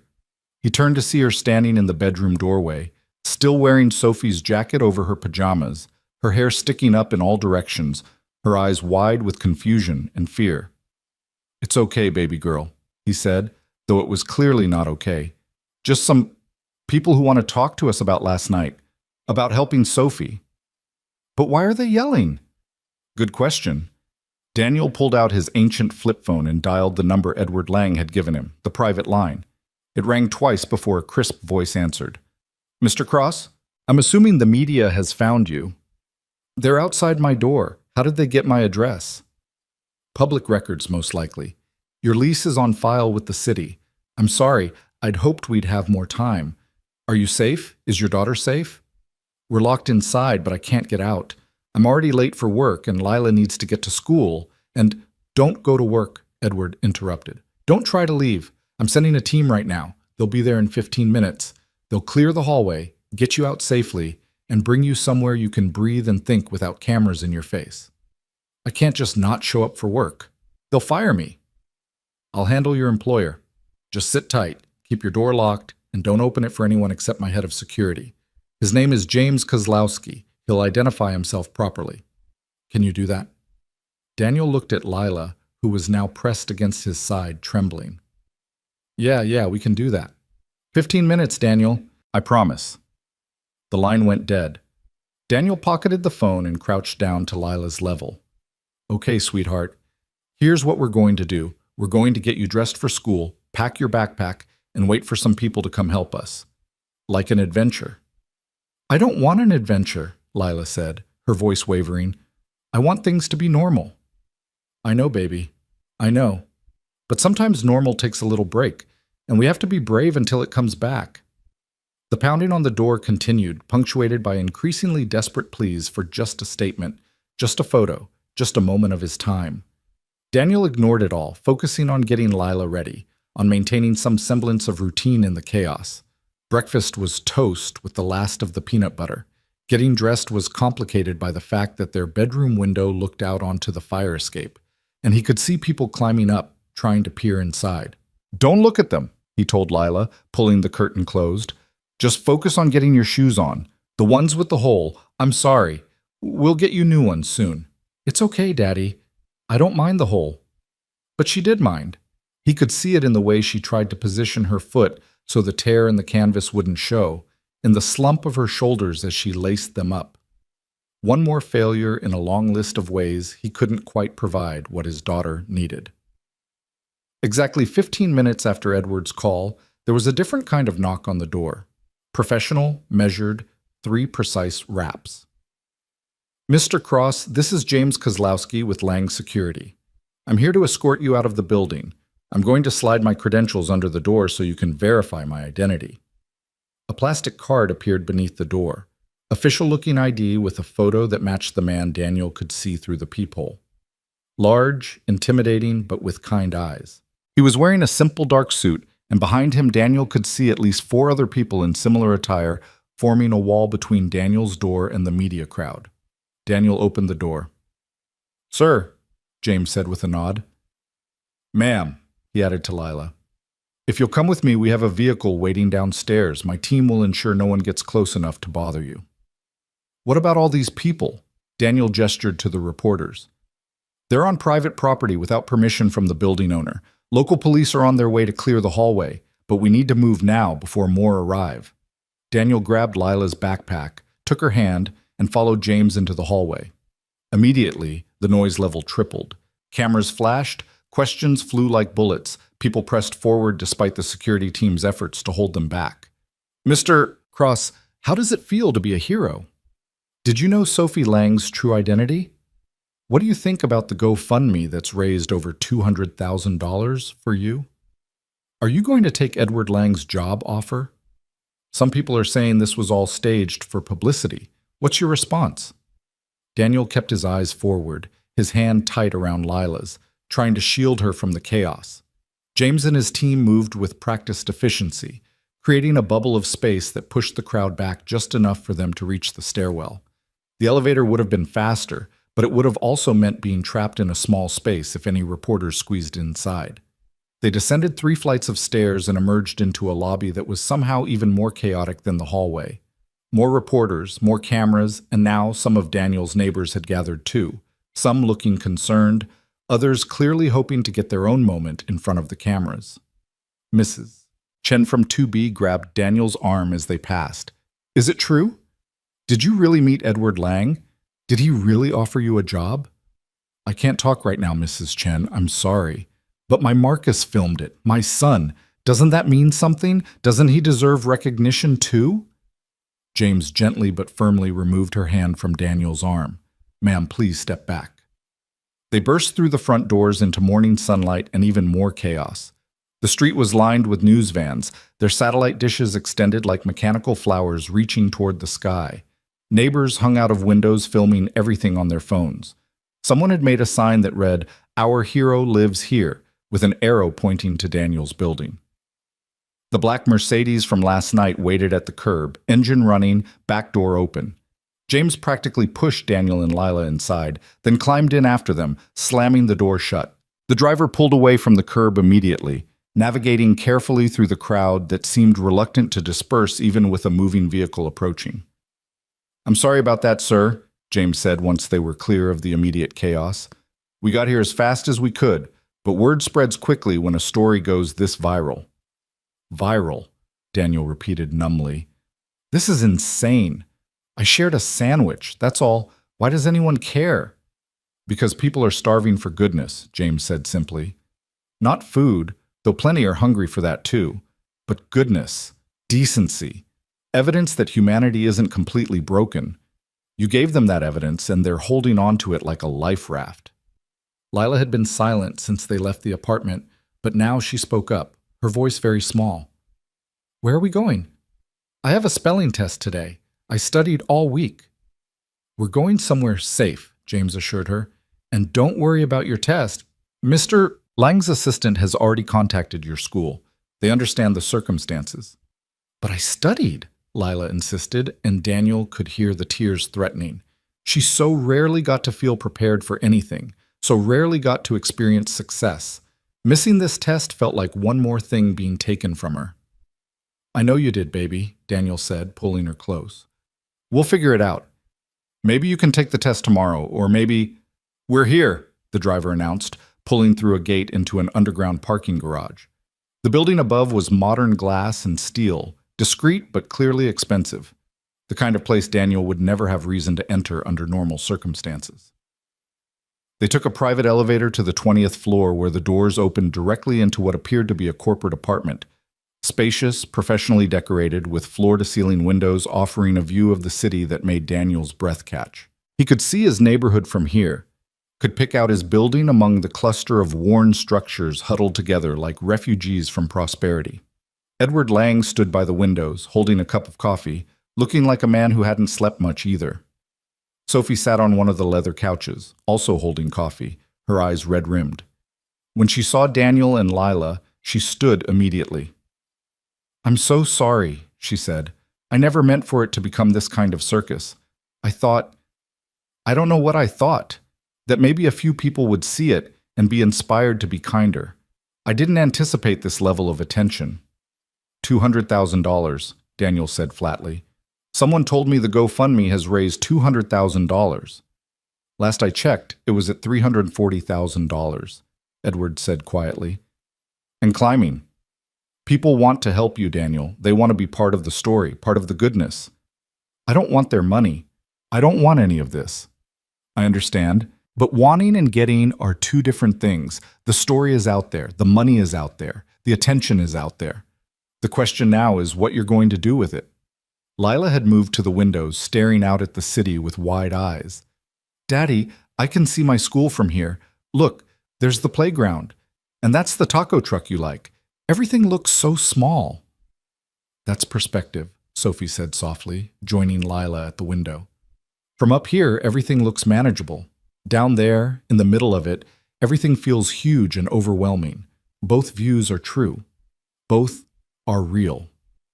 "Are you a philosopher?" Lila asked. Sophie smiled. "Not officially, but spending a night pretending to be homeless gives you a lot to think about." "Did anyone else help you? Besides us?" "No," Sophie admitted. "You were the only ones." Lila processed this information with the seriousness of a child trying to understand adult failures. "That's really sad. There were so many people at that bus station." "Yes, there were. And most of them chose comfort over compassion. That's what made your father's choice so remarkable. He chose differently when it cost him something." "Mama always said the real test is what you do when nobody's watching," Lila said. "But people were watching. That boy with the phone." "Your mother was wise," Edward said, turning from the window. "And you're right. Technically, someone was watching, but your father didn't know that. He acted purely from his own sense of what was right, with no expectation of reward or recognition. That's the definition of integrity." Daniel felt uncomfortable with this level of praise, with the way they were dissecting his simple action and finding layers of meaning he'd never intended. "Can we please stop talking about me like I'm some kind of saint? I'm just a guy who shared food. That's literally the minimum standard of human decency." "Is it, though?" Edward walked to a coffee table where several newspapers were spread out. He picked up the top one and held it so Daniel could see the headline. "Sandwich Dad. One man's kindness in a city of cruelty." "That's the Herald," Edward continued. "Here's the Tribune. Viral video exposes our compassion crisis." The Post went with, "When a construction worker shows more humanity than the elite." Every major news outlet in the country is covering this story. Good Morning America wants you on tomorrow. Ellen's People called. There's even talk of a book deal.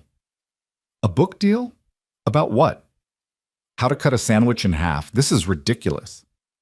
"It's not about the sandwich," Sophie said intensely. "It's about what the sandwich represents. It's about the fact that in a city of 8 million people, you were the only one who stopped to help. It's about the gap between who we think we are as a society and who we actually are." "I can't be the only one," Daniel protested. "There have to be thousands of people in the city who help strangers every day. Why am I special?" "Because someone filmed you," Edward said bluntly. "Because the contrast between your poverty and your generosity was stark. Because my daughter was involved, which added a Cinderella element that people love.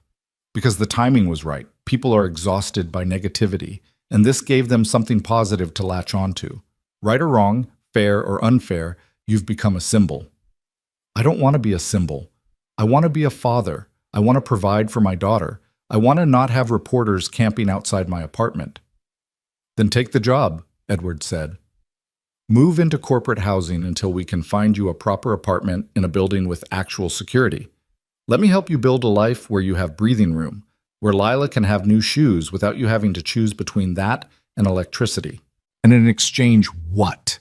I become your pet project? Your proof that rich people care about the struggling masses?" The words came out harsher than Daniel intended, but he was exhausted and overwhelmed and angry at a situation he hadn't asked for and couldn't control. Edward didn't flinch. "In exchange, you do exactly what I described last night. You help my company and my foundation actually serve the communities we claim to care about. You bring perspective we desperately need. You help us be better. And if I fail, if I'm terrible at the job, what then? You keep me on anyway because firing the sandwich dad would be bad publicity? If you're terrible at the job, we'll figure out a different role that suits your skills better, Edward said calmly. But I don't think you'll be terrible. I think you'll be exactly what we need. You don't know me. None of you know me.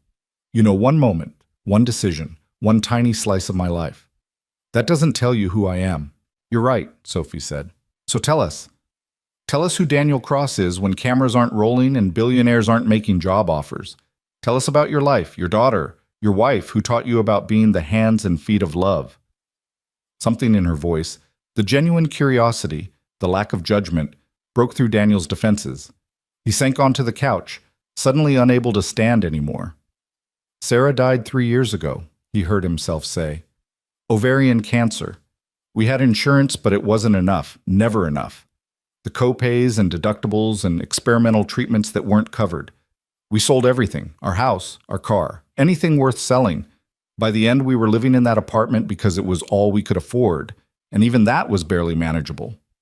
Lila came over and sat next to him, taking his hand. He squeezed it gently and continued. When Sarah died, I thought I'd die too. Not literally, but emotionally, spiritually. I couldn't see how to keep going, how to raise Lila alone, how to be both mother and father. But Sarah made me promise, made me swear on Lila's life, that I wouldn't give up, that I'd keep fighting, keep loving, keep seeing people. She sounds extraordinary, Edward said quietly. She was. She really was. And every day since she's been gone, I've tried to live up to what she believed about me. Some days I succeed. Some days I fail. But I keep trying because that's what I promised her. Last night wasn't a failure, Sophie said. Last night was you honoring that promise in the most beautiful way possible. Last night was me being too tired to think straight, Daniel said with a bitter laugh. If I'd had energy to consider the consequences, I might have made a different choice. I might have calculated that we couldn't spare the food, that my daughter's needs had to come first, that helping a stranger was a luxury we couldn't afford. But you didn't make that calculation, Edward pointed out. Your instinct, your immediate, unthinking response was generosity. That tells me more about your character than any resume ever could. A phone rang, and Edward answered it, speaking in low tones. When he hung up, his expression was troubled. That was building security at your apartment. The crowd has grown significantly. Local news is now camped out permanently, and apparently people are starting to leave gifts, food, money, letters. The police have established a perimeter, but they can't legally remove people from public sidewalks. So I can't go home, Daniel said flatly. Not today, probably not tomorrow. Eventually the story will fade and attention will move elsewhere, but right now, going home would be impossible. What about my job? My boss is going to fire me. I spoke with your supervisor this morning, Edward said. Explained the situation, offered to compensate the company for your absence. He was surprisingly understanding, actually.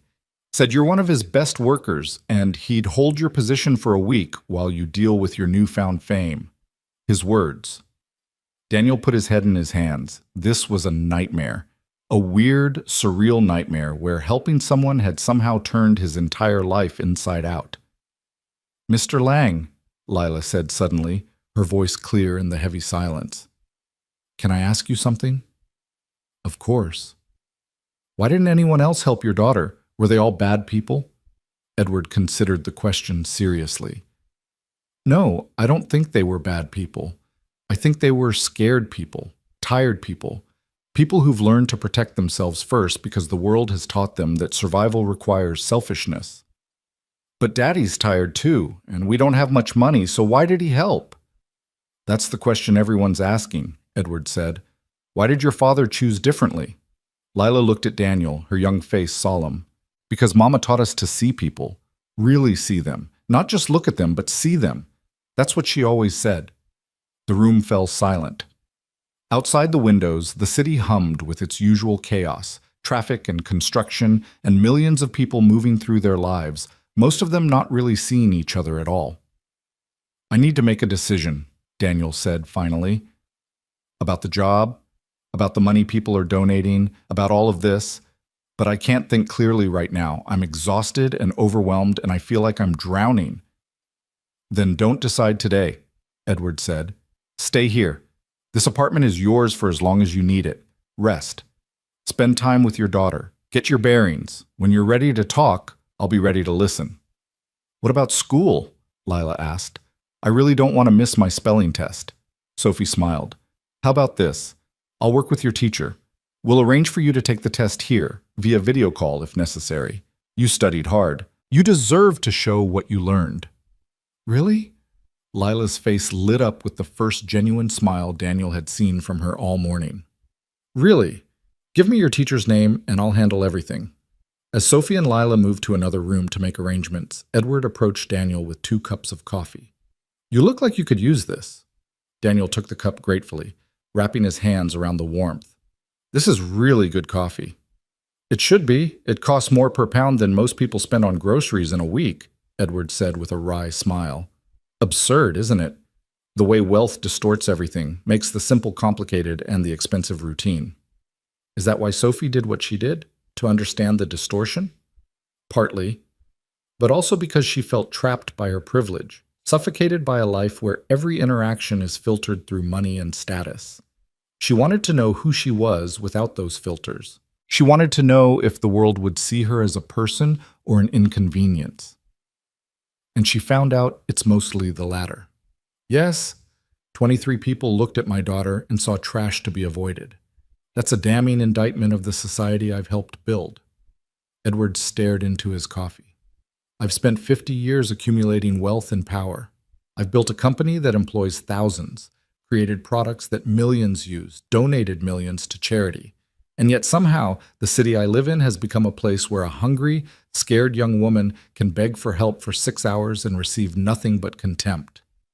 You can't take that personally, Daniel said. You're not responsible for every cruel person in the city. Aren't I, though? I've shaped policy through lobbying. I've influenced elections through donations. I've set wage standards that other companies follow. My choices ripple outward in ways I can't always see or control. If this city has lost its compassion, I bear some responsibility for that loss. It was a startling admission from a man who clearly wasn't used to acknowledging failure. Daniel found himself reevaluating Edward Lang, not as a billionaire or a potential employer, but as a father wrestling with uncomfortable truths about his daughter and his world. So what are you going to do about it? Daniel asked. I don't know yet, but I know I can't do it alone. I need people who understand struggle, who know what it's like to choose between medicine and rent, who see humanity in homeless women at bus stations. He looked at Daniel directly. I need people like you. I'm not special, Daniel said again, but with less conviction this time. Maybe not, but you're different, and right now, different is exactly what we need. They sat in silence for a while, drinking expensive coffee and watching the city below.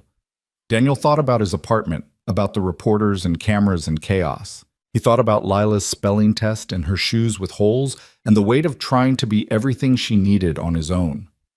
He thought about Sarah, about what she'd say if she could see him now. And he realized, with a clarity that felt like sunlight breaking through clouds, that she wouldn't tell him what to do. She'd tell him to trust himself, to make the choice that felt right, even if it scared him. Okay, he said finally. I'll take the job. 3-month trial. If it's not working for either of us after that, we part ways with no hard feelings. I keep living in my apartment, not corporate housing, because I need to stay connected to where I came from, and I'm donating half that GoFundMe money to homeless services in the city, because if people want to help me, they should also want to help everyone else who's struggling. Edward extended his hand. Deal.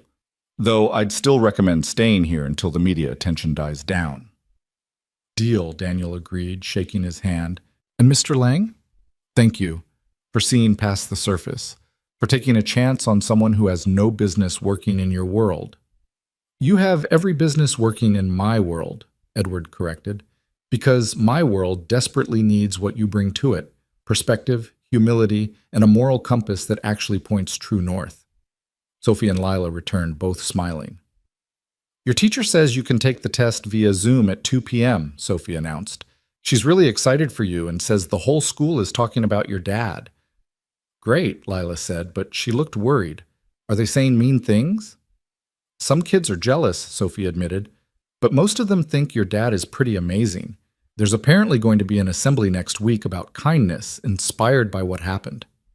An assembly about my dad's sandwich, Lila said wonderingly. That's so weird. Welcome to viral fame, Sophie said with a laugh, where everything becomes weird and nothing makes sense anymore. Speaking of which, Edward said, pulling out his phone, the media requests are becoming more insistent. We need to decide how to handle this. Do you want to do interviews, make a statement, or try to write it out silently? Daniel thought about Marcus Chen, about the teenage boy who'd looked so worried that he'd done something wrong, about the power of storytelling, of showing rather than telling. One interview, he said, local news, someone reputable. I'll tell our story, mine, Lila's, Sophie's, and I'll ask people to channel this energy into actually helping people instead of just feeling good about my story. After that, no more interviews. I'm not a celebrity. I'm a guy trying to live his life. That's wise, Edward said. I'll set it up for tomorrow. Give you time to prepare. Anything else you need? Yeah, Daniel said. Someone to explain to my daughter's class why her dad isn't crazy for giving away his dinner. I can do that, Sophie offered. I'd love to talk to them about what I learned, about why your dad's choice mattered, if that's okay with you. Daniel looked at Lila, who nodded eagerly. That would be amazing. Mrs. Patterson would freak out, in a good way. Then it's settled, Edward said. Sophie visits the school, Daniel does one interview, and we all try to return to some semblance of normal life while using this platform to actually make a difference. Can we also order pizza? Lila asked. I'm really hungry, and we didn't have breakfast. Everyone laughed, the tension in the room finally breaking. Edward called down to his assistant, and 20 minutes later they were eating the best pizza Daniel had ever tasted, wood-fired, fresh mozzarella, the kind of meal that cost more per slice than he usually spent on entire dinners. As they ate, sitting around the coffee table like an unlikely family, Daniel felt something shift inside him. Not hope, exactly. He'd been burned by hope too many times, but possibility. The sense that maybe, just maybe, this bizarre situation could become something meaningful. Daddy, Lila said, tomato sauce on her chin, are we going to be okay? He wiped her face with a napkin, soft and expensive. Everything in this world soft and expensive. Yeah, baby girl. I think we're going to be okay. Better than okay? Maybe. Time will tell? She seemed satisfied with that answer, returning to her pizza with the single-minded focus of a hungry 9-year-old. Daniel watched her eat, watched Sophie and Edward interact with easy comfort, watched the city through the windows continuing its endless dance of chaos and order. His phone buzzed, the ancient flip phone that was basically a fossil at this point. He checked it, expecting his boss or maybe the landlord. Instead, it was a text from a number he didn't recognize. This is Marcus Chen. I got your number from the building directory. Sorry if that's creepy. I just wanted to say thank you for not being mad at me. My dad and I talked this morning, and he gets it now. He said what you said, that being responsible sometimes means doing the uncomfortable thing. Also, I have 2 million followers now, which is insane. People want me to make more videos about everyday heroes. Is that okay? I don't want to exploit anyone else. Daniel smiled despite himself. The kid was going to be all right. He typed back slowly, his thumbs clumsy on the tiny keys. Make the videos, tell the stories. The world needs to see goodness. Just always ask permission first and respect if people say no. You're a good kid, Marcus. Keep being brave. 3 dots appeared, then, thank you. That means everything. If you ever need anything, let me know. I've got your back. A teenage boy with 2 million followers had his back. The absurdity of it made Daniel laugh out loud. What's funny? Sophie asked. Everything. Nothing. This whole impossible day. He set down his phone and picked up another slice of pizza. I gave away half a sandwich, and somehow that turned into pizza with billionaires and a teenager with millions of followers offering to protect me. The world works in mysterious ways, Edward said.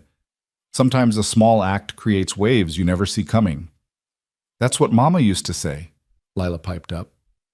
Be the first ripple. You never know how far the waves will go. Your mama was right, Sophie said softly. About everything, it seems. They finished the pizza, cleaned up, and settled into the strange rhythm of an unexpected day.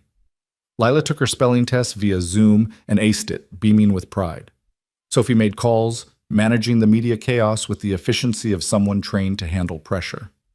Edward worked from his laptop, occasionally glancing up to offer observations or ask questions.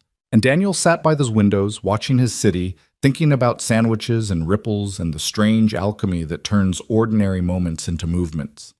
He was scared. Terrified, actually. Everything was changing too fast, spinning beyond his control. But beneath the fear, something else bloomed, a fragile, tentative feeling that might have been gratitude. He tried to help one person, just one. And somehow, impossibly, that single moment of compassion was creating opportunities to help thousands more. Sarah would have loved this.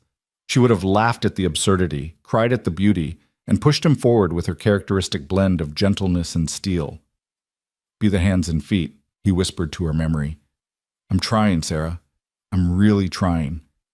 Outside, the sun moved across the sky, casting long shadows across the city. Somewhere down there, people were hungry. Somewhere, they were cold. Somewhere, they were begging for help that wouldn't come. But maybe, just maybe, tomorrow would be different. Maybe Marcus would film another act of kindness. Maybe someone would watch Daniel's interview and decide to see people, really see them. Maybe Sophie's experiment would inspire others to test their own capacity for compassion. Maybe one sandwich really could change the world. It was a foolish thought, naive and optimistic in ways that life had tried to beat out of him. But sitting in that 20th floor apartment, with his daughter's laughter echoing off expensive walls and new friends surrounding him with genuine care, Daniel let himself believe it. Just for today, just for now. He let himself believe. The interview was scheduled for 10 o'clock the following morning at a neutral location, a community center in a neighborhood that split the difference between Daniel's world and Edward's. The reporter, a woman named Patricia Voss, who'd been covering local human interest stories for 20 years, arrived early with a small crew, one cameraman, one sound technician, and an assistant who seemed primarily concerned with making sure everyone had water. Daniel had barely slept. He'd spent the night in the corporate apartment's guest bedroom, a space larger than his entire apartment back home, staring at the ceiling and rehearsing things he might say. Everything sounded wrong in his head. Too defensive, too prideful, too self-deprecating, too preachy. By 4 a.m, he'd given up on sleep entirely and sat by the windows watching the city wake up, street by street, light by light. Lila had slept soundly in the room next to his, exhausted by the previous day's chaos. When she woke at 7, she'd padded into his room and climbed into his lap without saying anything, just needing the comfort of his presence. They'd sat like that for 20 minutes, father and daughter, watching the sunrise paint the buildings gold and pink. You're going to do great, Daddy, she'd said finally. Just tell them the truth. That's what Mama would say. The truth is messy, though, baby. The truth is I was tired and hungry and maybe not thinking clearly. The truth is I'm not a hero. I'm just a guy who made one decent choice. That's still the truth, Lila had insisted with the certainty of a child who hadn't yet learned that adults prefer comfortable lies to uncomfortable truths. And it's a good truth. Now, standing in the community center's meeting room with Patricia Voss adjusting his microphone, Daniel tried to hold on to that certainty. Just tell the truth. However messy, however unheroic, just tell the truth. We'll start with some basic background, Patricia explained. Her voice was warm, professional, the kind of voice that probably convinced people to share secrets they'd intended to keep. Who you are, your work, your family situation. Then we'll talk about that night at the bus station. I'll ask you to walk me through what happened, what you were thinking. And finally, we'll discuss what's happened since. The viral video, the attention, Edward Lang's job offer. Sound good? Sounds terrifying, Daniel admitted. Patricia smiled. That's actually a good sign. The people who aren't nervous are usually the ones performing for the camera rather than being genuine. Your nervousness tells me you care about getting this right. I care about not screwing up my daughter's life any more than I already have. You haven't screwed up anything, Sophie said firmly. She'd accompanied them to the interview along with Edward, both insisting on moral support. You've given her an incredible example of integrity and compassion. From where I'm sitting, I've given her poverty and instability and a viral video she didn't ask for. Daniel, Edward said, his voice carrying the authority of someone used to being listened to. Stop catastrophizing. Yes, circumstances have changed rapidly. Yes, it's uncomfortable. But you're still her father. You're still making decisions based on her well-being. That's not failure. That's love. The cameraman gave a thumbs up, indicating they were ready to begin. Patricia settled into the chair across from Daniel, her expression shifting into professional focus. Rolling, the cameraman said. Daniel Cross, thank you for sitting down with us today. I know the last 48 hours have been overwhelming. That's an understatement, Daniel said, then winced. Too flippant, too defensive already. But Patricia just smiled. Let's start at the beginning. Tell me about yourself. Who is Daniel Cross when he's not being called Sandwich Dad by the internet? Daniel took a breath, organizing his thoughts. I'm a 38-year-old construction worker. I've lived in this city my whole life. I'm a widower. My wife Sarah died 3 years ago from cancer, and I'm raising our 9-year-old daughter Lila on my own. We live in a small apartment on Union Street. We get by. You get by, Patricia repeated. What does that mean, practically speaking? It means we have a roof over our heads and food on the table most days. It means I work 6 days a week doing physical labor that's destroying my body. It means Lila wears shoes with holes in them because new shoes cost money we need for other things. It means we walk instead of taking the bus when we can't afford fare. It means we're one emergency away from disaster, pretty much always. He hadn't meant to be quite that honest, but the words tumbled out anyway. Patricia nodded, her expression sympathetic but not pitying. And 2 nights ago, at the Union Street bus station, you encountered a young woman who appeared to be homeless. Can you walk me through what happened? Daniel closed his eyes for a moment, pulling up the memory. Lila and I were sharing a sandwich, the only food we had. It was supposed to be dinner.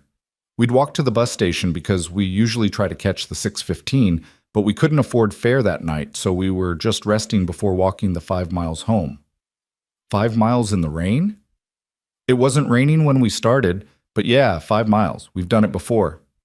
Patricia let that sit for a moment. The image of a single father and his daughter walking 5 miles because they couldn't afford a $3 bus ticket. Daniel could almost see the viewers at home processing that information, confronting their own assumptions about poverty. So you're sitting there with your daughter, sharing this sandwich, and then what?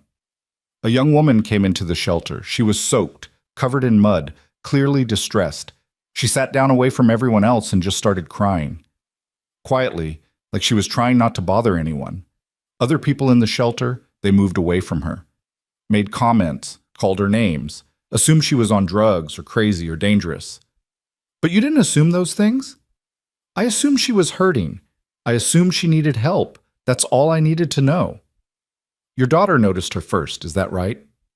Yeah, Lila tugged on my sleeve and said, Daddy, she looks hungrier than us, which was probably true. The woman, Sophie, looked like she hadn't eaten in days. So you offered her your food? We offered her my half of the sandwich.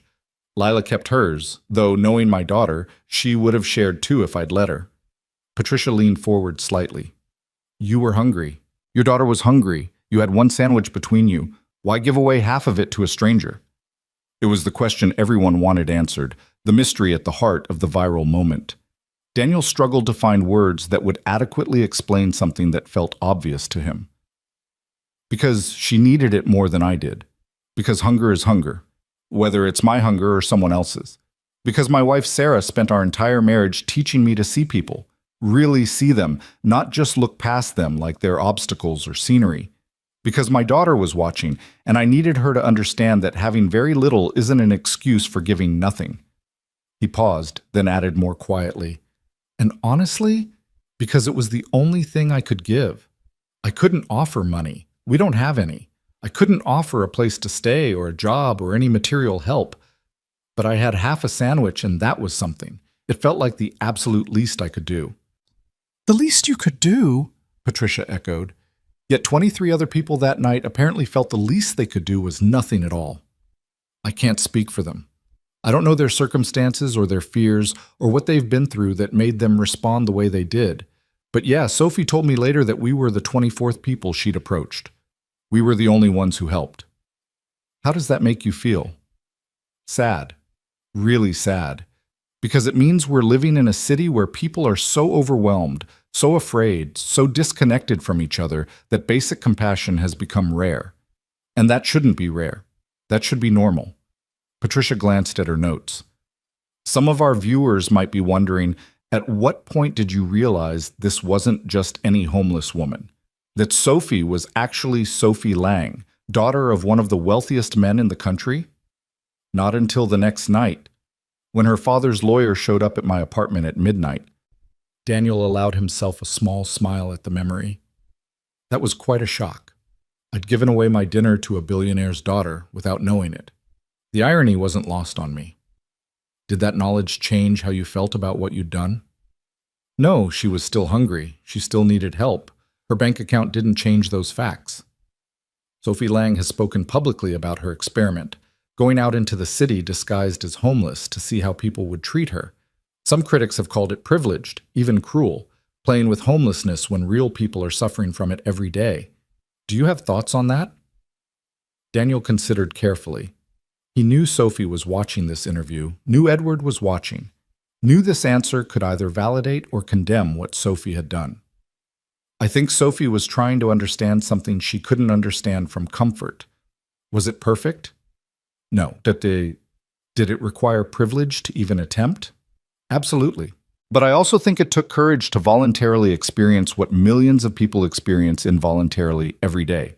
And most importantly, she's using what she learned to try to change things. That matters. Speaking of change, Edward Lang has offered you a position with his company, Community Liaison, helping direct resources to underserved populations. Have you accepted? I have. 3-month trial period, but yes, I'm taking the job.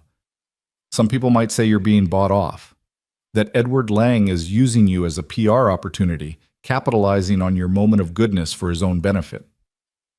There it was. The question designed to create conflict, to generate the kind of controversy that kept stories alive in news cycles. Daniel felt his jaw tighten, but he kept his voice level. Some people will always find a way to make kindness complicated. Yes, Edward Lang is wealthy and powerful. Yes, this situation creates good publicity for him and his company. But none of that changes the fact that he's offering me an opportunity to help more people than I could ever help from a construction site. If I can use this bizarre situation to actually make a difference, to advocate for people who usually don't get heard in corporate boardrooms, then I'd be stupid to refuse out of some misplaced sense of pride. You mentioned earlier that you're donating half the GoFundMe money to homeless services. Can you talk about that decision? It's simple math. People saw me help one person and wanted to help me in return. That's beautiful and generous, and I'm grateful. But there are thousands of people in this city who need help just as much as I do, more than I do now, actually. If people want to support me, I want them to support everyone. I want their compassion to extend beyond one viral video to the ongoing crisis of poverty and homelessness that we all pretend not to see. Patricia nodded slowly. You've become a symbol, whether you wanted to or not. The video of you sharing your sandwich has been viewed over 15 million times. People are calling you a hero, an inspiration. There are memes, tribute videos, children dressing up as you for school projects. How do you handle that level of attention? Badly, Daniel admitted with a rough laugh. I don't know how to be a symbol. I'm just a dad trying to raise his daughter right and make it to the end of each month without disaster. The attention feels surreal and uncomfortable and honestly a little scary. What scares you about it? The people will expect me to be perfect, that they'll dig into my past and find all the times I didn't help, all the moments I walked past suffering because I was too tired or too worried about my own problems. That they'll realize I'm not special or heroic. I'm just a guy who made one decent choice that happened to get filmed. Do you think that would change how people see you if they knew you weren't perfect? Probably. People like stories with clear heroes and villains. They like believing that some people are just naturally good and others are naturally bad. The truth is messier. We're all capable of both compassion and cruelty, often in the same day. I've walked past homeless people before. I've ignored suffering because acknowledging it hurt too much. I've made selfish choices and rationalized them as necessary. I'm not better than anyone else. I just happened to make a different choice that one night. Patricia sat back, studying him. That might be the most honest thing anyone said on camera in years. Most people in your position would lean into the hero narrative, let themselves be elevated, enjoy the praise. I'm not most people. And honestly, the hero narrative is dangerous. It suggests that helping others requires some special quality that most people don't have. It creates an excuse for inaction. I'm not a hero like that guy, so I can't be expected to help. But the truth is, everyone can share their sandwich. Everyone can see people. Everyone can choose compassion. You don't need to be special. You just need to be human. Is that the message you want people to take from this? Yeah, that's exactly it. Daniel leaned forward, speaking directly to the camera now, to all the invisible viewers who'd turned him into Sandwich Dad and made him a trending topic. If you saw that video and felt inspired, that's wonderful. But don't let it stop at feeling. Don't just applaud my choice and then walk past the next person who needs help. Actually see people. Actually stop. Actually share whatever you have to share, your sandwich, your time, your attention. That's how change happens. Not through one viral moment, but through a million small moments of people choosing connection over convenience. Patricia smiled. That's a good place to end. Thank you, Daniel, for your time and your honesty. I think a lot of people needed to hear this. Can I add one more thing? Of course. Daniel looked at the camera again. To Sophie, if you're watching, which I know you are, thank you. Thank you for trusting us that night, for sharing your experiment, for using your privilege to shine a light on problems that usually stay in darkness.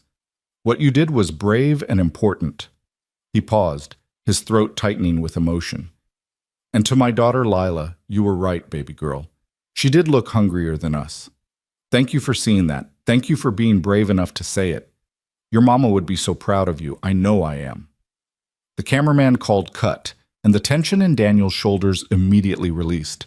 Patricia stood, extending her hand. That was remarkable, genuinely. In 20 years of interviews, I've rarely heard someone speak with that much authenticity. I just hope it helps, Daniel said, shaking her hand. I hope people actually listen instead of just consuming it as entertainment. Some will listen, some won't. But you did your part. You told the truth clearly and compassionately. That's all you can control. Sophie appeared at his side, her eyes wet. That was perfect. Everything you said, perfect. I probably made your father sound like a saint. He might not appreciate that. He'll survive, Edward said, joining them. And you didn't make me sound like a saint. You made me sound like a man trying to do better, which is accurate. Lila had been sitting off to the side during the interview, coloring in a book Sophie had bought for her. Now she ran over and hugged Daniel's legs. You were really good, Daddy. You didn't even sound nervous. I was terrified the whole time. But you did it anyway. That's what Mama called brave, being scared and doing it anyway. Daniel picked her up, even though she was getting too big for it, and held her close. Your mama was full of wisdom, wasn't she? The wisest, Lila agreed solemnly. The crew packed up their equipment, and Patricia promised the interview would air that evening on the 6 o'clock news and be available online immediately after. As they prepared to leave the community center, Daniel's phone buzzed, the ancient flip phone that felt increasingly absurd in this new reality. It was his boss from the construction site. Danny, saw you're going to be on TV tonight. Everyone here is talking about it. Just wanted you to know, whenever you're ready to come back, your spot's here. But if you take that corporate job, I get it. You got to do what's best for your family. Daniel typed back, Thanks, Mike. That means more than you know. I'll keep in touch. Another text came through, this one from Marcus Chen. Just saw they're promoting your interview everywhere. You're trending again. #SandwichDad is #1 worldwide. This is insane. Also, my journalism teacher wants to interview me about citizen journalism and ethics. I'm freaking out. Daniel smiled and responded, Breathe, tell the truth, you'll be fine. And Marcus, I'm proud of you. They returned to the corporate apartment where Edward had arranged for lunch to be delivered. Actual food, not pizza this time, but an elaborate spread of sandwiches and salads and fresh fruit that probably cost more than Daniel's weekly grocery budget. "I'm going back to the office for a few hours," Edward said as they ate. "Board meeting I can't miss, but I'll be back before the interview airs. I want to watch it with you, if that's all right." "You don't have to do that." "I know, but I want to. This story involves my daughter. It involves a choice I'm making about my company's direction. I want to see how it's presented to the world." After Edward left, Sophie suggested taking Lila to a nearby park, someplace quiet where she could be a normal kid for an hour, away from cameras and reporters and the weight of viral fame. "Is that safe?" Daniel asked. "Won't people recognize us?" "Not if we're careful," Sophie said. She pulled out a baseball cap and sunglasses. "Celebrity Disguise 101. You'd be amazed how invisible you can become with the right accessories." They walked 3 blocks to a small neighborhood park, one of those hidden green spaces that city residents treated like precious secrets. Children played on swings and slides, parents chatted on benches, and for a brief, beautiful moment, everything felt normal.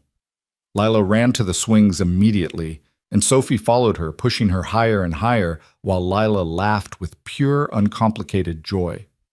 Daniel sat on a bench and just watched, feeling something loosen in his chest, some knot of tension he'd been carrying for so long he'd forgotten it was there. "Your daughter is wonderful," a voice said beside him. Daniel turned to find an elderly woman sitting at the other end of the bench. She had kind eyes and gray hair pulled back in a neat bun. "Thank you. I think so, but I'm biased."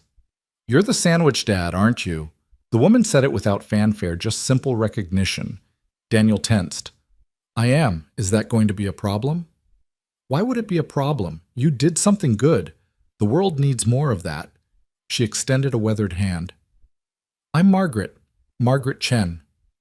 "Wait, Chen. Are you related to Marcus?" Margaret's face lit up. "He's my grandson. Wonderful boy. Too much time on his phone, but wonderful nonetheless. He told me about meeting you last night.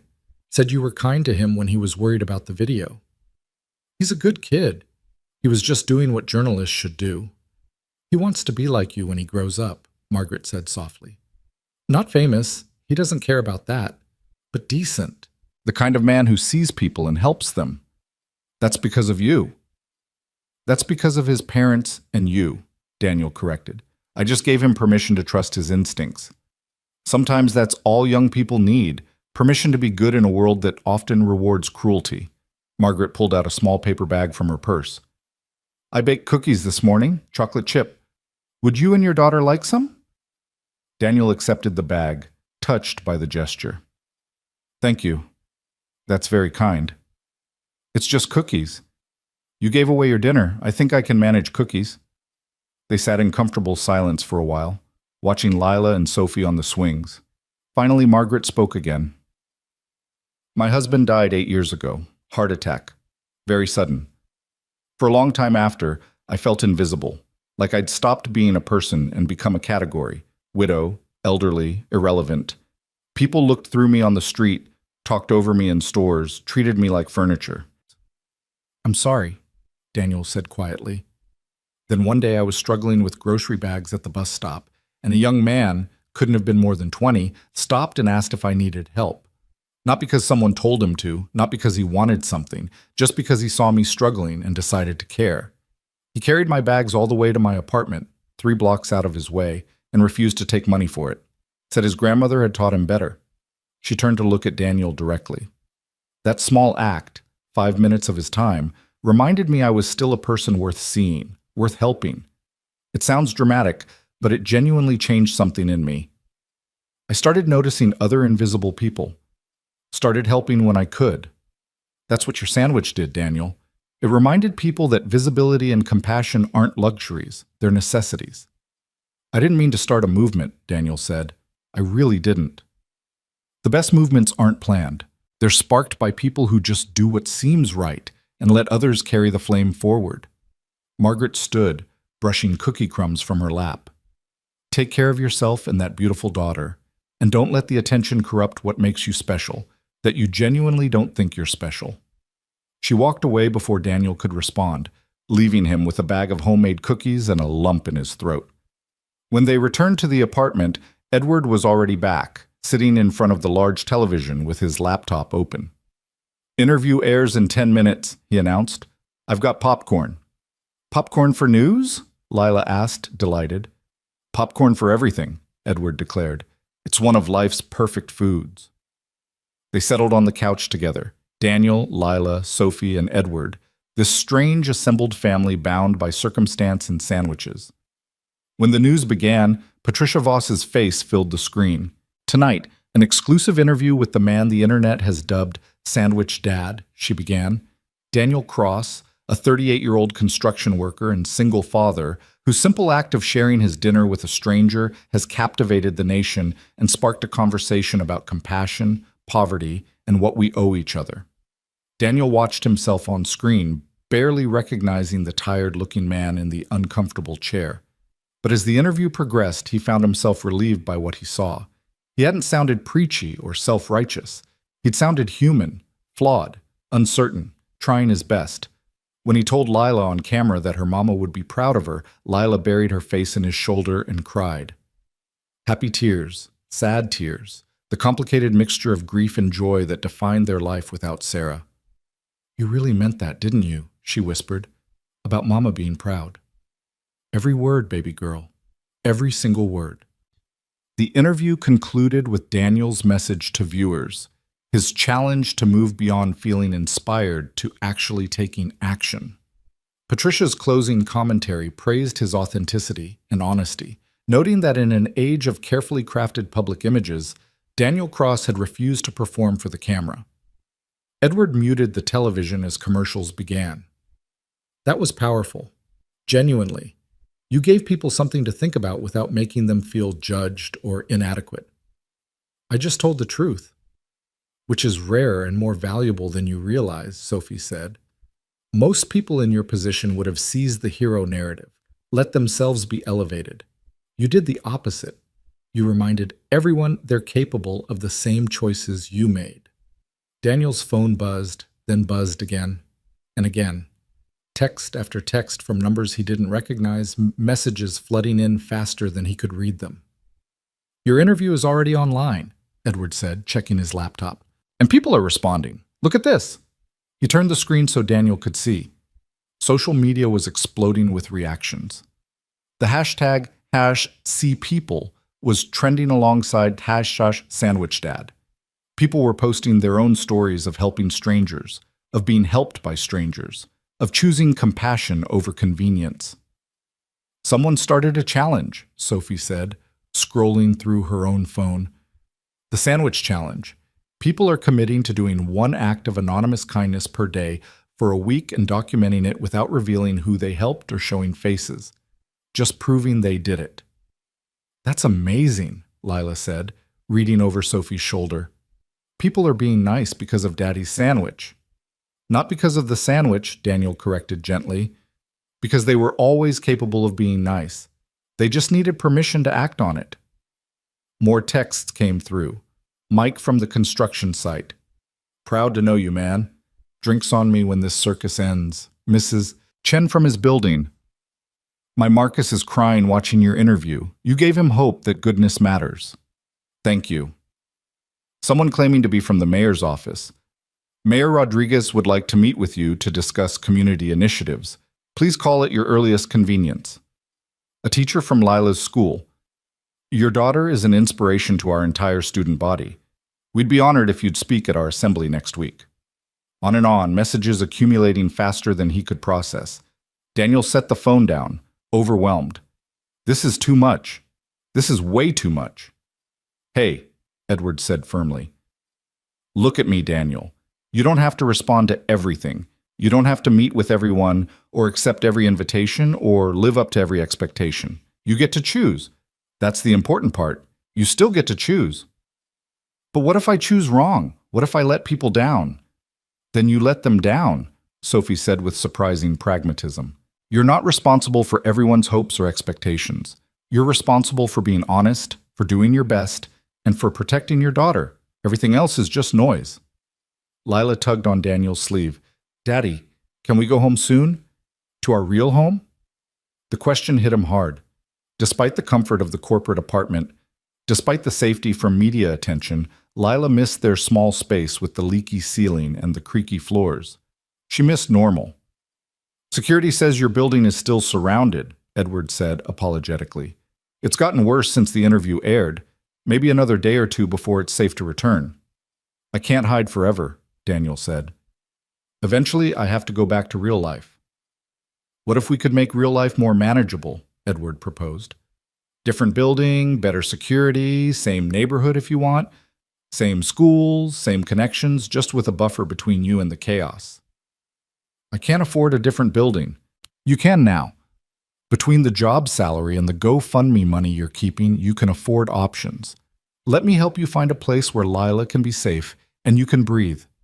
Daniel wanted to refuse on principle, wanted to insist he could handle things himself. But looking at his daughter's tired face, at the strain around her eyes that no 9-year-old should carry, he realized his pride was getting in the way of her well-being. "Okay," he said quietly. "Okay, let's look at options. But nothing extravagant, nothing that would make us forget where we came from." "Deal," Edward said. "I'll have Margaret, my assistant, not Marcus's grandmother, compile some listings tomorrow. You can choose whatever feels right."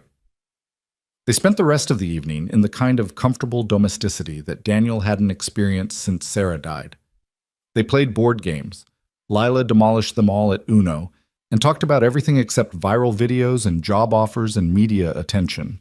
They were just people, sharing space and time, finding small moments of peace in the chaos. Around 9, Lila started yawning, her head drooping against Daniel's shoulder. He carried her to the guest room and tucked her in, sitting on the edge of the bed like he did every night. "Daddy?" she murmured, half asleep. "Are we still us? Even with everything changing?" "We're still us, baby girl. Always. Money can't change that. Attention can't change that. Nothing can change who we are at our core." "I miss Mama." "Me too, sweetheart. Every single day." "Do you think she knows? About the sandwich and Sophie and everything?" Daniel stroked her hair, thinking about Sarah, about her fierce belief in something beyond this world. Yeah, I think she knows. And I think she's probably laughing at how something so simple became so complicated." "That sounds like Mama," Lila said with a sleepy smile. She always laughed at complicated things. When Daniel returned to the living room, he found Sophie and Edward deep in conversation, their voices low. They looked up as he entered. "Everything okay?" he asked. "We were just discussing next steps," Edward said. "The board approved a new initiative based on your interview, Community Voices. We're creating an advisory council of people from diverse economic backgrounds to consult on all major decisions affecting workers and customers. You'd chair it if you're willing." "Chair it? I don't know how to chair anything." "You know how to listen. You know how to see people. That's the hardest part. The rest, meeting management, agenda setting, we can teach you." Daniel sank into the chair across from them. "A week ago, I was worried about making rent. Now I'm supposedly chairing advisory councils and being offered apartments and turning down interview requests. Nothing about this makes sense." "Life rarely does," Sophie said wisely. "Sometimes all you can do is hold on and try to stay true to yourself through the turbulence." "Is that from a fortune cookie?" She laughed. "No, that's from 3 years of therapy learning to navigate privilege and purpose, but it sounds like it could be from a fortune cookie." Daniel's phone buzzed one more time. He almost ignored it, but something made him check. The message was from a number he didn't recognize, but the words made his breath catch. "This is Sarah's sister, Jennifer. I know we haven't spoken since the funeral. I know things ended badly between us, but I saw your interview tonight, and I saw Lila's face when you talked about Sarah being proud of her. She looks so much like her mother, Daniel. So much. I'm sorry for the things I said when Sarah died. I'm sorry for blaming you. You're doing exactly what she would have wanted, raising our niece to see people and choose compassion. If you're willing, I'd like to be part of Lila's life again. No pressure, just think about it. Jen." Daniel read the message 3 times, emotion building in his throat. Jennifer had been devastated by Sarah's death, had lashed out at Daniel in her grief, blamed him for not saving her sister despite the impossibility of that task. They'd parted in anger and hadn't spoken since. Good news or bad? Edward asked, noticing Daniel's expression. Complicated news, Daniel said. My sister-in-law wants to reconnect. We haven't spoken in 3 years. What are you going to do? Daniel thought about Lila, about how she deserved to know her mother's family, about how holding grudges served no one. I'm going to say yes. Life's too short and too hard to reject genuine attempts at reconciliation. He typed back, Jen, thank you for reaching out. Lila asks about you sometimes. She'd love to see you. Let's figure out a time that works. Daniel. The response came almost immediately. Thank you, God, thank you. I'll call tomorrow. Give Lila a hug from her Aunt Jen. Daniel set down the phone and looked at Sophie and Edward, these people who'd become friends through the strangest circumstances. Is it always like this? This overwhelming? What? Being viral famous? Sophie asked. No, being human. Trying to do the right thing and having it spiral into 1,000 consequences you never anticipated. Edward smiled sadly. Yes, that's exactly what it's like. Welcome to the terrifying adventure of living with intention. They talked late into the night, discussing plans and possibilities, fears and hopes. When Daniel finally went to bed around midnight, his mind was still racing, but his heart felt lighter than it had in years. He checked on Lila one more time before sleeping, an old habit from when she was a baby, when he'd wake multiple times a night just to make sure she was still breathing. She slept peacefully, one hand curled around the stuffed rabbit Sarah had given her, the other stretched out as if reaching for something in her dreams. We're going to be okay, baby girl, Daniel whispered. Better than okay. We're going to be exactly what your mama dreamed for us. Outside the windows, the city continued its endless dance of light and shadow, millions of people moving through their lives, most of them invisible to each other. But maybe, just maybe, a few more were seeing now, a few more were stopping, a few more were sharing their sandwiches. Daniel fell asleep thinking about ripples and waves, about how one small choice could travel farther than anyone imagined, about how Sarah had been right all along. Kindness wasn't weakness, it was the strongest thing in the world, and tomorrow he'd wake up and choose it again. 3 months later, Daniel stood in front of a conference room filled with executives, community leaders, and board members, holding a folder that contained the results of the Community Voices Initiative's first major project. His hands were steady now, steadier than they'd been during that first interview. Steadier than they'd been during his first day at Lang Industries when he'd walked into a building where the lobby cost more than most houses. Before I present our findings, he began, his voice carrying the confidence of someone who'd learned he had valuable things to say, I want to tell you about a woman named Patricia. Not Patricia Voss, the reporter, a different Patricia. Patricia Morrison, 53 years old, works night shift at one of our warehouse facilities. He clicked to the first slide, which showed a photo, with permission, of a tired-looking woman in a Lang Industries uniform. Patricia has worked for this company for 12 years. She's never missed a shift, never filed a complaint, never caused any problems.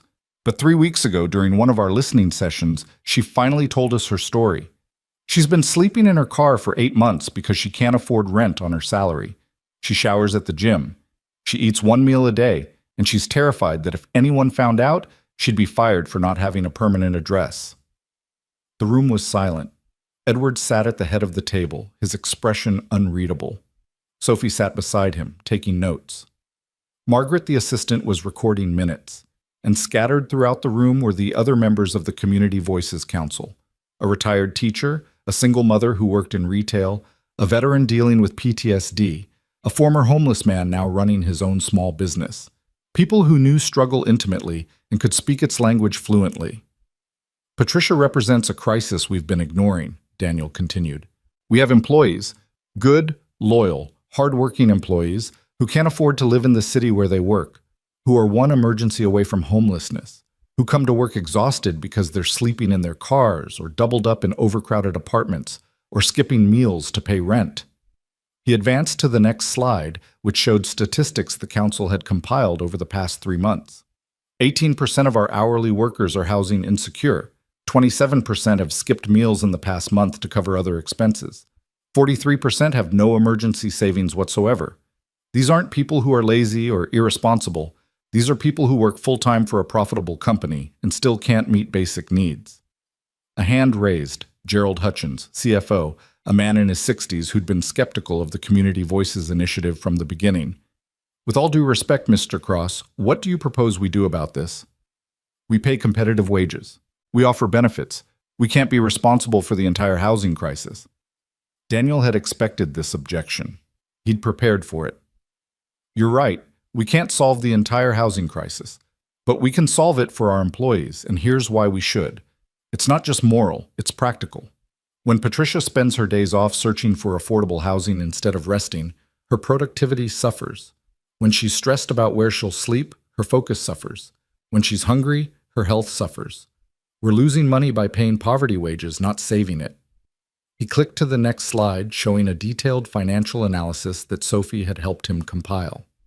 Our proposal: raise base wages for all hourly workers by 22% over the next 2 years. Establish a housing assistance program that provides rent subsidies for employees earning below a certain threshold. Create an on-site food pantry stocked with quality groceries, not just cheap processed food. Partner with local landlords to secure affordable units for our workforce. Total cost to the company: approximately $47 million over 2 years. The number hung in the air. Several board members shifted uncomfortably. Gerald looked like he was about to have a stroke. $47 million, he repeated. You're proposing we spend $47 million to ensure that the people who make this company run can afford to live with dignity, Daniel interrupted. Yes, that's exactly what I'm proposing. That's nearly 15% of our annual profits. It is.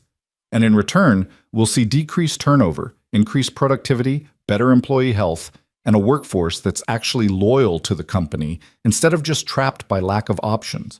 But more than that, Daniel paused, making sure he had everyone's attention. We'll be able to look our employees in the eye and honestly say we value them. Right now, that's a lie. We can't honestly say we value people we're allowing to sleep in their cars.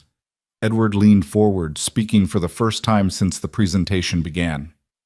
You've done your homework on this, Daniel. What's the expected ROI? Conservative estimates suggest we'll break even within 4 years through reduced turnover and training costs alone. But if you're asking me whether this pencils out as a pure profit-maximizing decision, the answer is no. This is about defining what kind of company we want to be. Do we want to be the kind that extracts maximum value from workers while they struggle? Or do we want to be the kind that recognizes human dignity isn't negotiable? That's a false dichotomy, Gerald argued. We can respect human dignity and still maintain fiscal responsibility. Can we? Daniel challenged. Because right now we're doing neither. We're paying people so little they can't afford housing, and we're losing institutional knowledge every time someone quits because they found a job that pays 50 cents more per hour. That's not fiscal responsibility. That's short-term thinking disguised as prudence. The debate continued for another hour, passionate and occasionally heated. Daniel held his ground, backed by data and personal stories, and the moral authority of someone who'd lived the struggle he was describing. The other council members chimed in, each adding their perspective, their expertise, their humanity to the argument. Finally, Edward called for a vote. The proposal passed. Barely. 8 votes in favor, 7 against. It wasn't unanimous, but it was enough. Motion carries, Edward announced. We'll begin implementation immediately. Daniel, your team will oversee the rollout. Make it work. As the room cleared, Gerald approached Daniel with a grudging expression that might have been respect. That was impressive, he admitted. I still think you're being naive about human nature and economics, but I'll give you credit. You argue passionately and you've done your homework. Where'd you learn to build financial models? Sophie taught me, and YouTube. Turns out when you're motivated to help people, you can learn pretty much anything. Gerald actually smiled. Well, don't screw this up. If it fails, I'll make sure everyone knows it was your idea. If it fails, I'll own it completely, Daniel said. But it's not going to fail. After Gerald left, Sophie approached with a grin. That was amazing. You had him on the defensive the entire time. I had facts on my side. That helps. You had more than facts. You had moral clarity. That's rarer and more powerful. She handed him a folder. Speaking of which, I need your signature on these. We're finalizing the partnership with the homeless services organizations for the GoFundMe distribution. Daniel opened the folder, scanning the documents. Over the past 3 months, he and Sophie had worked with local nonprofits to ensure the donated money, which had ultimately reached over $400,000 before he'd shut down the fund, was distributed effectively. Half had gone to Daniel's family, allowing him to move into a modest 2-bedroom apartment in a safe building with actual security and working heat. The other half was being split among 5 organizations doing direct work with homeless populations. "This looks good," he said, signing where indicated. "When's the press conference?" "Next week, Tuesday at 10. Are you ready for another media circus?" "I'm never ready, but I'll do it anyway." The past 3 months had been a whirlwind of exactly that, doing things he wasn't ready for, learning on the fly, making mistakes and correcting them, slowly building confidence in his ability to navigate this new world. He'd appeared on 3 more television programs, always using the platform to redirect attention from himself to systemic issues. He'd given talks at schools, community centers, and even a university where he'd felt wildly out of place until a student told him his speech had inspired her to switch her major from finance to social work. The viral attention had faded somewhat, 15 minutes of fame proving to be fairly accurate, but it hadn't disappeared entirely. People still recognized him sometimes, still called him Sandwich Dad, still wanted selfies or to share their own stories of helping or being helped. He'd learned to accept it with grace, to understand that his discomfort was less important than the conversations his story enabled. Most importantly, Lila was thriving.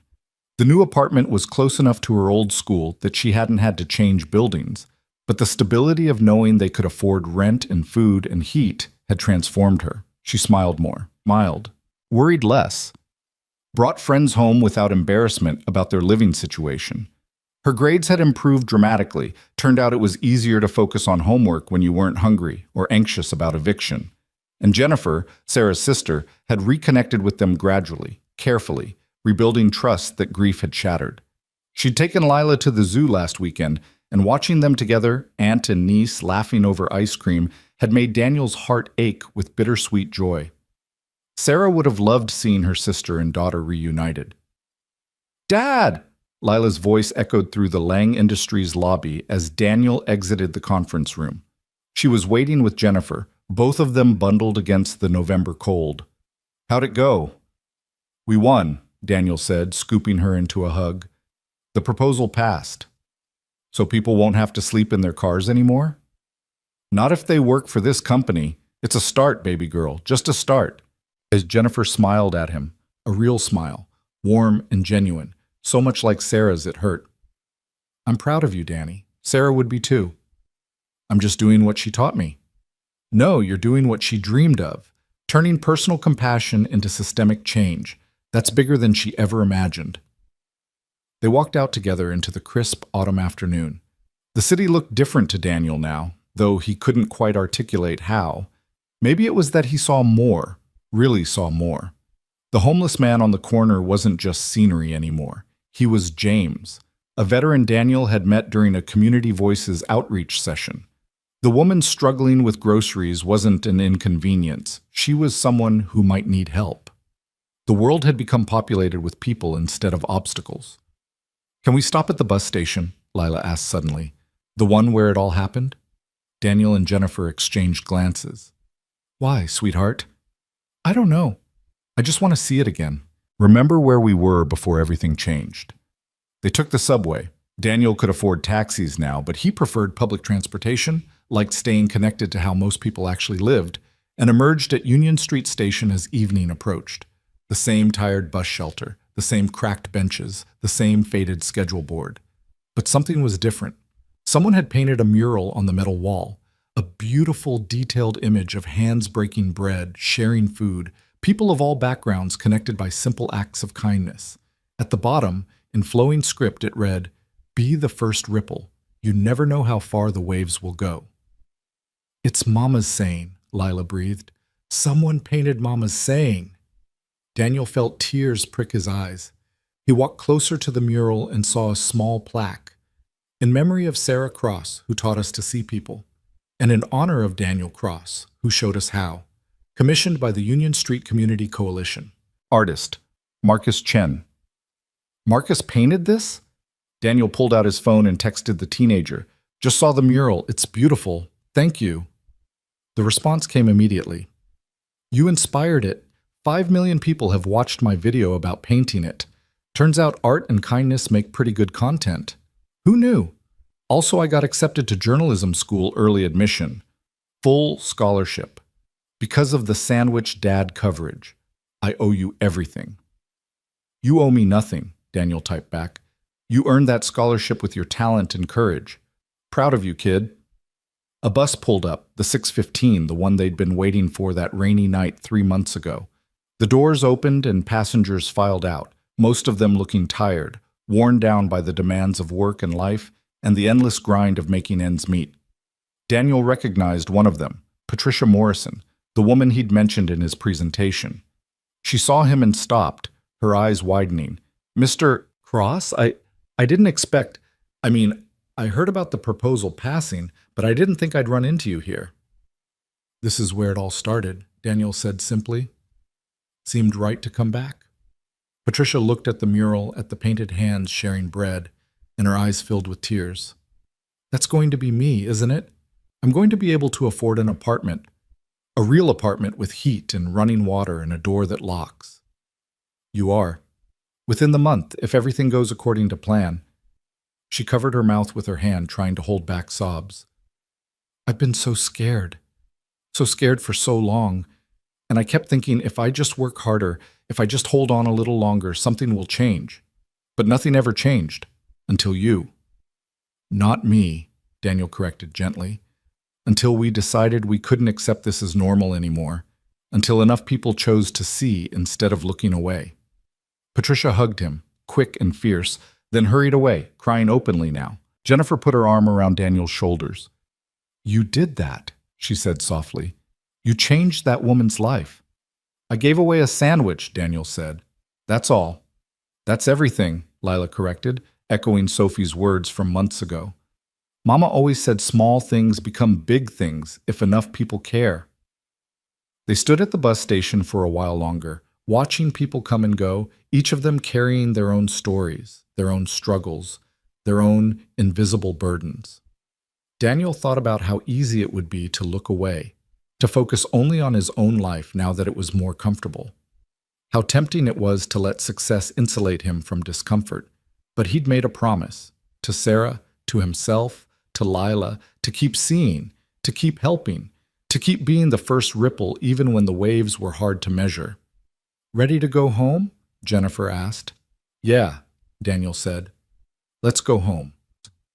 Home was the 2-bedroom apartment on the 4th floor of a building with working elevators and heat that actually heated.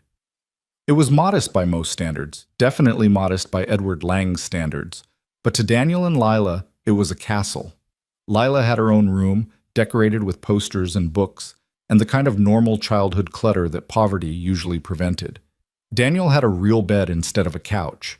The refrigerator hummed quietly and stayed cold and was usually full of actual food. But what made it home wasn't the physical space. It was the photos on the walls. Sarah laughing at their wedding, Sarah holding newborn Lila, Sarah in the garden of the house they'd lost, Sarah everywhere, present in memory even as she was absent in body. I wish she could see this, Daniel said quietly, looking at a photo of Sarah and Lila baking cookies together. All of it. The job, the apartment, Lila thriving. I wish she could know it worked out. Maybe she does, Jennifer said. I like to think she's watching, cheering you on, proud as hell of what you've built from ashes. I didn't build it alone. Sophie and Edward and the council and you and Marcus and so many people. Danny. Jennifer put her hand on his arm. Learn to accept credit where it's due. You were the catalyst. You made the choice that started everything else. That matters. Your choice mattered. A knock at the door interrupted them. Daniel opened it to find Sophie standing in the hallway, looking slightly nervous in a way she rarely did anymore. I hope I'm not interrupting, she said. I probably should have called first, but I was in the neighborhood and I wanted to talk to you about something. Come in, come in. We were just looking at old photos and being sentimental. Sophie entered, greeted Jennifer and Lila warmly, then turned to Daniel with unusual seriousness. I need to tell you something, and I'm not sure how you're going to react. That sounds ominous. It's not, I promise. It's just. She took a breath. My father wants to retire. Not immediately, but within the next 2 years. And he wants me to take over as CEO. Sophie, that's amazing. Congratulations. Wait, there's more. I told him I'd only do it if we fundamentally restructure how the company operates. Not just the Community Voices initiative. Everything. I want to make Lang Industries a model for ethical capitalism, if such a thing is even possible. Fair wages, environmental responsibility, transparent supply chains, meaningful community investment. The whole thing. That sounds like a massive undertaking. It is, and I can't do it alone. I need people who understand what's broken and can help fix it. People who won't let wealth and power corrupt the mission. People who've lived the struggles we're trying to address. She looked at him intently. I need you, Daniel. As COO, Chief Operating Officer, equal partner in running the company. Daniel's mind went blank. I'm sorry, did you just offer me the position of COO of a multi-billion-dollar company? I did. I know it sounds insane. I know you've only been here 3 months, but you've accomplished more in that time than most executives do in years. You've built bridges between labor and management. You've identified problems we didn't even know existed. You've earned the trust of people at every level, and most importantly, you have a moral compass that doesn't waver. That's worth more than any MBA. Sophie, I don't know the first thing about running a company. I barely know what a COO does. Neither did I when my father started grooming me for leadership. We learn. We hire experts. We make mistakes and fix them. But the vision, the values, the commitment to doing right by people, you can't learn that. Either you have it or you don't. And you have it in spades. Daniel looked at Jennifer, who was grinning. He looked at Lila, who was bouncing with excitement. He looked at Sarah's photo on the wall, at her smile that seemed to say, "Take the leap, Danny. I've got you." Can I think about it? This is a lot to process. Of course. Take all the time you need. But Daniel? Sophie's voice was soft, earnest. You've already proven you can change individual lives. This is a chance to change systems, to affect thousands of workers across multiple industries, to show that companies can be profitable and ethical, to be the ripple that becomes a wave that becomes a tide. After Sophie left, Daniel sat on the couch, his head spinning. Jennifer made tea, her solution to all crises, minor or major, and they sat in comfortable silence while Lila did homework at the kitchen table. What do you think? Daniel finally asked. I think you're terrified, Jennifer said, and I think you should do it anyway. What if I fail? What if I'm terrible at it? Then you'll fail trying to do something meaningful. That's infinitely better than succeeding at something meaningless. She sipped her tea. Sarah used to say that fear was just excitement in disguise, that the things that scared us most were usually the things most worth doing. Sarah said a lot of wise things. She did. And she chose you, knowing full well you were a man who'd rather help a stranger than protect himself, who'd give away his last sandwich because someone else needed it more, who'd see people even when it cost him something. She chose you because of those qualities, not despite them. Don't let fear make you small when you're capable of being so much more. That night, after Jennifer had gone home and Lila was asleep, Daniel sat at the kitchen table with a notebook and pen. He made 2 lists, like he'd done so many times over the years when facing impossible decisions. Reasons to accept Sophie's offer. Reasons to decline. The decline list was longer. All the ways he might fail. All the things he didn't know. All the risks to the stability they'd finally achieved. The accept list was shorter but heavier. The good he could do. The systems he could change. The promise he'd made to Sarah to live with intention. He stared at the lists for a long time, then flipped to a blank page and wrote a letter. Not to Sophie or Edward, but to Sarah. Dear Sarah, he began, I wish you were here. I wish I could talk this through with you, hear your laugh when I stress about things you'd say were obvious choices. But you're not here, so I'm writing this letter I'll never send, hoping somehow you're reading over my shoulder the way you always did when I was overthinking things. A lot has happened since you died. More than I can fit in a letter, but the core of it is this. I tried to honor what you taught me. I tried to see people, to help when I could, to raise our daughter with the values you held sacred, and somehow, impossibly, That trying has created opportunities I never imagined. I'm scared, Sarah. Terrified, actually. They want me to help run a company, to make decisions that affect thousands of people, to be a leader when I barely feel qualified to lead myself. But I hear your voice in my head saying what you always said. Fear is just excitement in disguise. And maybe you're right. Maybe I'm not terrified of failing. Maybe I'm terrified of succeeding, of becoming something more than the simple life we'd planned. But our daughter is watching. She's learning what it means to face fear and choose courage anyway. And I need her to see that growth is possible, that we're never too old or too broken to become more than we were. So I'm going to say yes. I'm going to take this impossible job and probably make a million mistakes. But I'm going to try. For you, for Lila, for all the Patricias sleeping in their cars and all the Sophies testing humanity and finding it wanting. For the kid I was who never thought he'd amount to anything, and the man you saw in me even when I couldn't see it myself. I love you, I miss you, and I promise I'll make you proud. Always yours, Danny. He folded the letter and tucked it into the frame of their wedding photo. Then he picked up his phone and called Sophie. It's 11 at night, she answered, laughing. I didn't expect to hear from you until tomorrow at least. I don't want to wait. I'll do it. I'll be your COO. I have conditions, but yes, I'll do it. Conditions? The Community Voices Council gets real power, not just advisory roles. We establish a clear pathway for hourly workers to move into management. We commit to environmental sustainability even when it's expensive.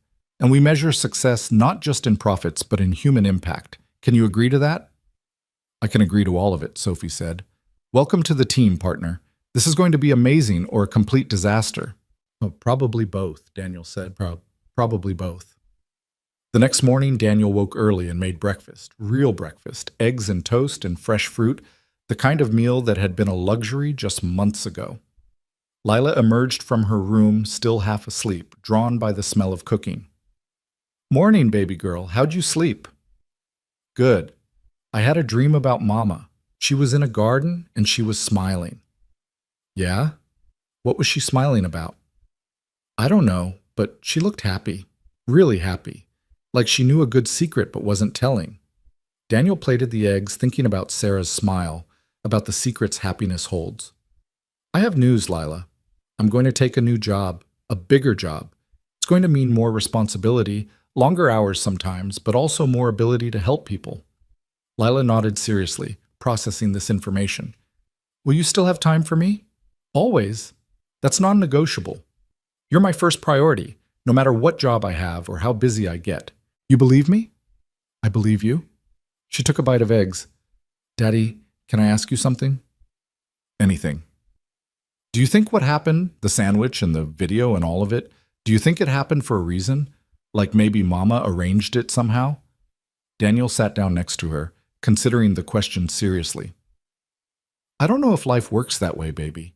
I don't know if there's some grand plan or if it's all just chaos and coincidence. But I know this. Your Mama taught us to be ready, to see opportunities for kindness and take them. So whether she arranged what happened or not, she definitely prepared us for it. That sounds like Mama, Lila said with a small smile. Always preparing us for things we didn't know were coming. They finished breakfast together, then walked to school like they did every morning. It was a routine Daniel cherished, these quiet moments with his daughter, no cameras or interviews or corporate responsibilities, just father and daughter moving through the world together. At the school gates, Lila hugged him extra tight. I'm proud of you, Daddy, for being brave, for helping people, for being you. I'm proud of you too, baby girl, for being kind and smart and seeing the best in people. You're going to change the world someday. Maybe we both will, she said, then ran off to join her friends, her backpack bouncing, her laughter carrying on the wind. Daniel walked to Lang Industries. It was only 20 minutes from Lila's school now, one of the reasons he'd chosen their new apartment. He could have taken a car, but he preferred walking, liked the time to think and observe and stay connected to street-level reality. Edward was waiting in the lobby when Daniel arrived. Sophie told me the news. Congratulations, partner. Thank you, and thank you for taking a chance on me. I know I'm not the conventional choice for COO. Conventional choices produce conventional results, Edward said. We're trying to do something different here, something that matters, that requires unconventional people. They rode the elevator together to the executive floor. Daniel still wasn't entirely comfortable there, still felt like an imposter among the suits and the expensive furniture, and entered the conference room where the board was gathering for a special announcement. Sophie was already there, looking nervous and excited and ready. When she saw Daniel, she grinned. Ready to blow up some minds? As ready as I'll ever be. The board members filed in, most of them unaware of why they'd been called. Gerald Hutchins was there, looking suspicious. Margaret, the assistant, was setting up presentation equipment, and in the back corner, almost invisible, Marcus Chen sat with his camera, documenting everything for a video series he was doing on corporate transformation. Edward called the meeting to order. Thank you all for coming on short notice. We have significant announcements about the future direction of Lang Industries. Sophie? Sophie stood, radiating confidence that Daniel knew was at least partly performance. In 18 months, my father will step down as CEO, and I'll assume that role. But we're not just changing leadership, we're changing everything about how this company operates. We're committing to become the most ethical, sustainable, socially responsible corporation in our industry. And to make that happen, I've asked Daniel Cross to serve as COO. The room erupted. Questions, objections, expressions of shock and confusion, and in a few cases, genuine excitement. Gerald looked like he might have that stroke he'd been threatening during the wage proposal presentation. He's been here 3 months, someone objected. He has no business experience. This is insane. Edward raised his hand, and the room fell silent. Let me tell you something about Daniel Cross. 3 months ago, he gave away his last meal to a stranger without knowing who she was or expecting anything in return. That single act revealed something we'd been missing: the human cost of our business practices, the gap between our stated values and our actual impact, the people we'd forgotten to see. In 3 months, Daniel has accomplished what most executives couldn't do in years. He's built genuine trust across all levels of the organization. He's identified systemic problems and proposed practical solutions. He's reminded us why we're in business in the first place, not just to generate profit, but to create value for all stakeholders, not just shareholders. Some of you will think this is a mistake. Some of you will fight this change. That's fine. You're free to dissent, to vote no, to resign if you can't support this direction. But I want to be clear. This isn't just about adding one person to leadership. This is about fundamentally rethinking what success means and who gets to define it. The debate raged for 2 hours. Daniel sat mostly silent, letting Sophie and Edward make the case, answering questions when asked but not defending himself.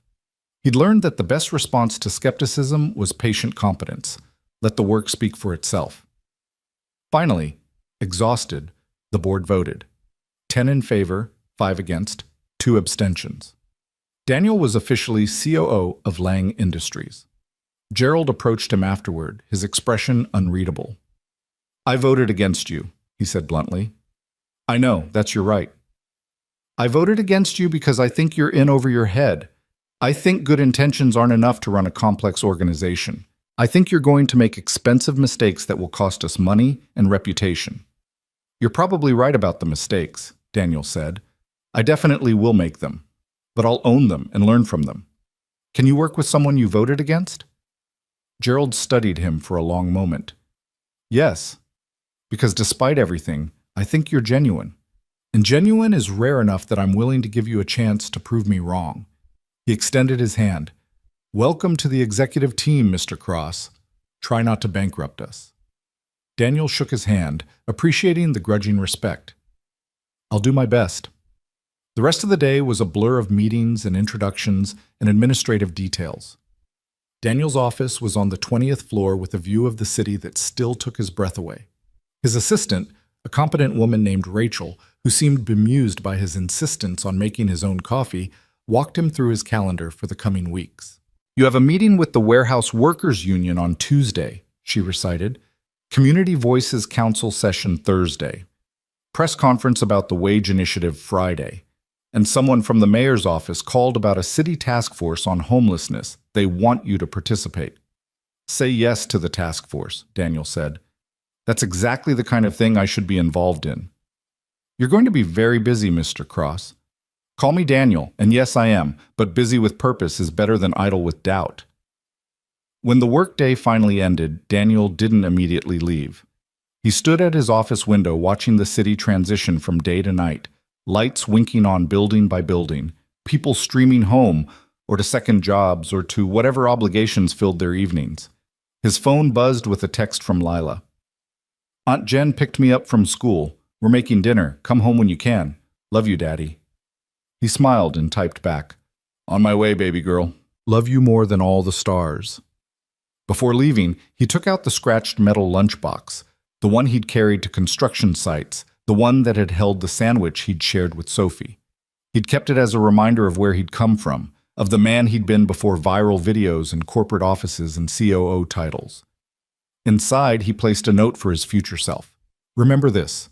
You're not special, you're not a hero, you're just a guy who made one decent choice and got lucky that it mattered. Stay humble. Stay hungry. Not for success, but for opportunities to help. See people. Really see them. That's the only thing that actually matters. He closed the lunchbox and set it on his desk where he'd see it every morning.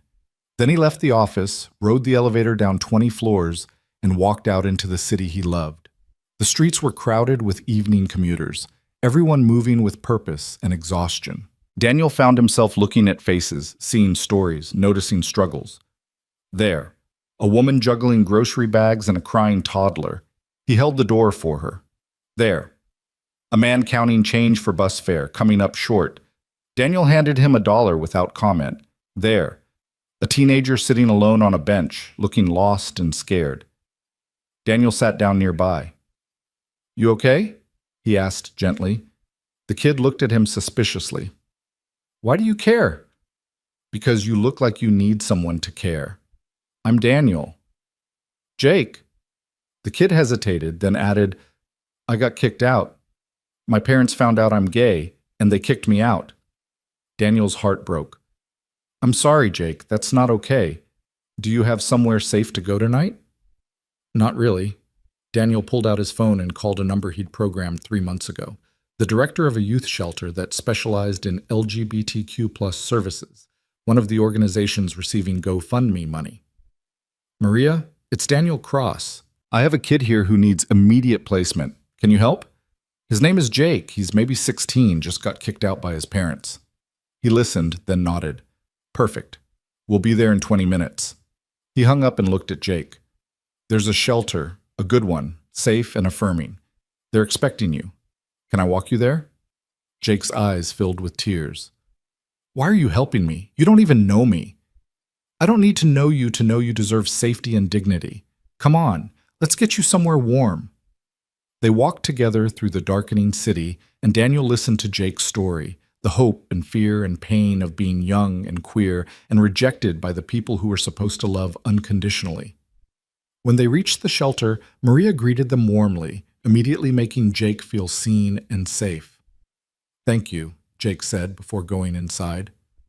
I don't know who you are or why you stopped, but thank you. You're going to be okay, Daniel told him. It doesn't feel like it now, but you are. And Jake?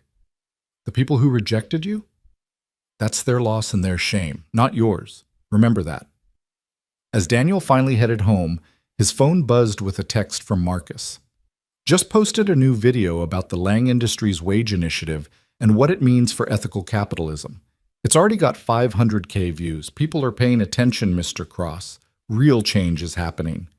Daniel smiled and typed back, keep documenting, keep telling stories. The world needs to see what's possible. His apartment was warm and full of light when he arrived.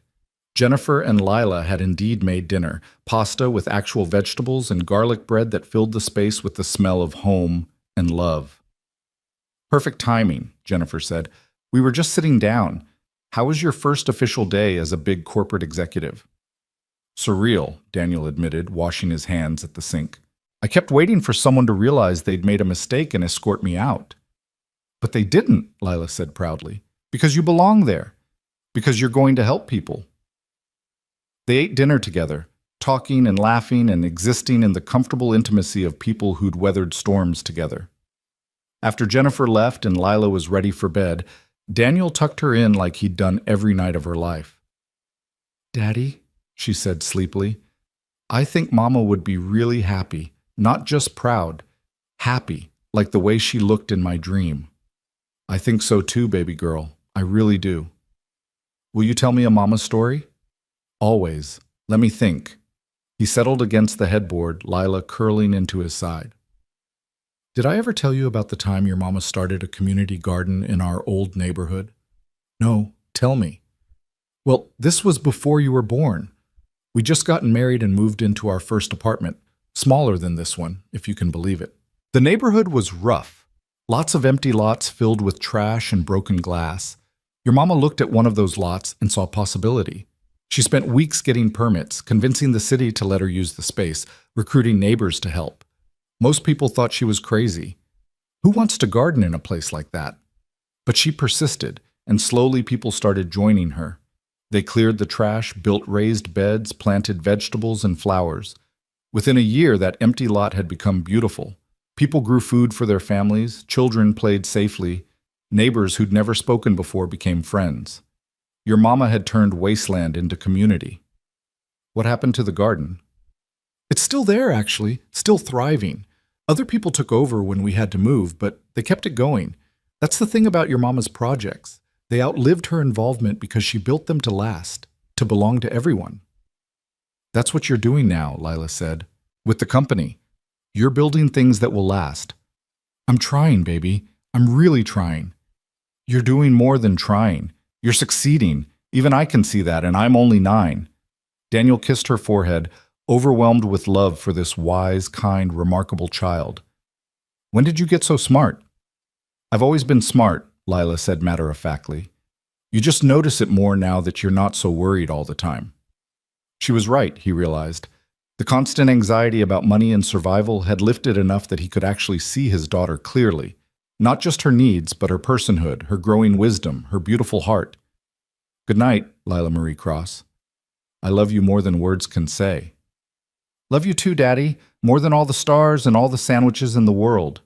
He left her door cracked open and walked to the window, looking out at the city he was learning to serve in new ways. Somewhere out there, Patricia Morrison was probably sleeping in an actual bed for the first time in months. Somewhere, Jake was finding safety and acceptance. Somewhere, Marcus was editing videos that would inspire others to document kindness. Somewhere, people were choosing to see each other, to help each other, to be the first ripple in ponds of possibility. And here, in a modest apartment in a city of millions, a single father stood at a window and let himself believe that one man's choice, one sandwich shared on a rainy night, could genuinely change the world. Not because he was special, not because he was a hero, but because kindness, real kindness, was contagious in ways that cruelty could never match. He pulled out his phone one more time and composed a final text to Sophie. Thank you for seeing potential in a construction worker with a sandwich. Let's build something remarkable. Her response came quickly. We already are, and this is just the beginning. Daniel smiled, set down his phone, and walked to the wall where Sarah's photos hung. He touched the frame of their wedding picture, remembering that day, that young man who'd promised to love her forever, who'd had no idea how hard and beautiful and impossible and meaningful that promise would become. I kept my promise, Sarah, he whispered. I'm still trying to be the man you saw in me. I'm still seeing people. I'm still sharing sandwiches, metaphorically speaking. And our daughter, God, Sarah, you should see her. She's everything you dreamed she'd be.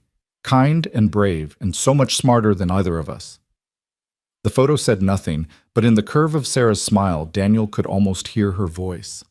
I always knew you would, Danny. I never doubted it for a second. Outside, the city hummed with its endless energy. Millions of stories unfolding simultaneously. Millions of choices between kindness and cruelty being made every moment. And somewhere in that vast complexity, in the space between one person's need and another person's response, the future was being written one sandwich at a time. Daniel Cross, former construction worker, current COO, eternal father and husband and human being trying his best, stood at his window and made a quiet promise to everyone he'd ever helped and everyone he would help tomorrow. I see you, he said to the city, to the night, to the universe. I see you, and you matter. Every single one of you matters. And in the morning, he would wake up and prove it all over again. Because that's what ripples do. They keep moving, keep spreading, keep touching shores you never knew existed. And that's what love does. It transforms small moments into movements, sandwiches into revolutions, ordinary people into extraordinary forces for good. Not because they're special, but because they choose to be. Every single day. One act of kindness at a time.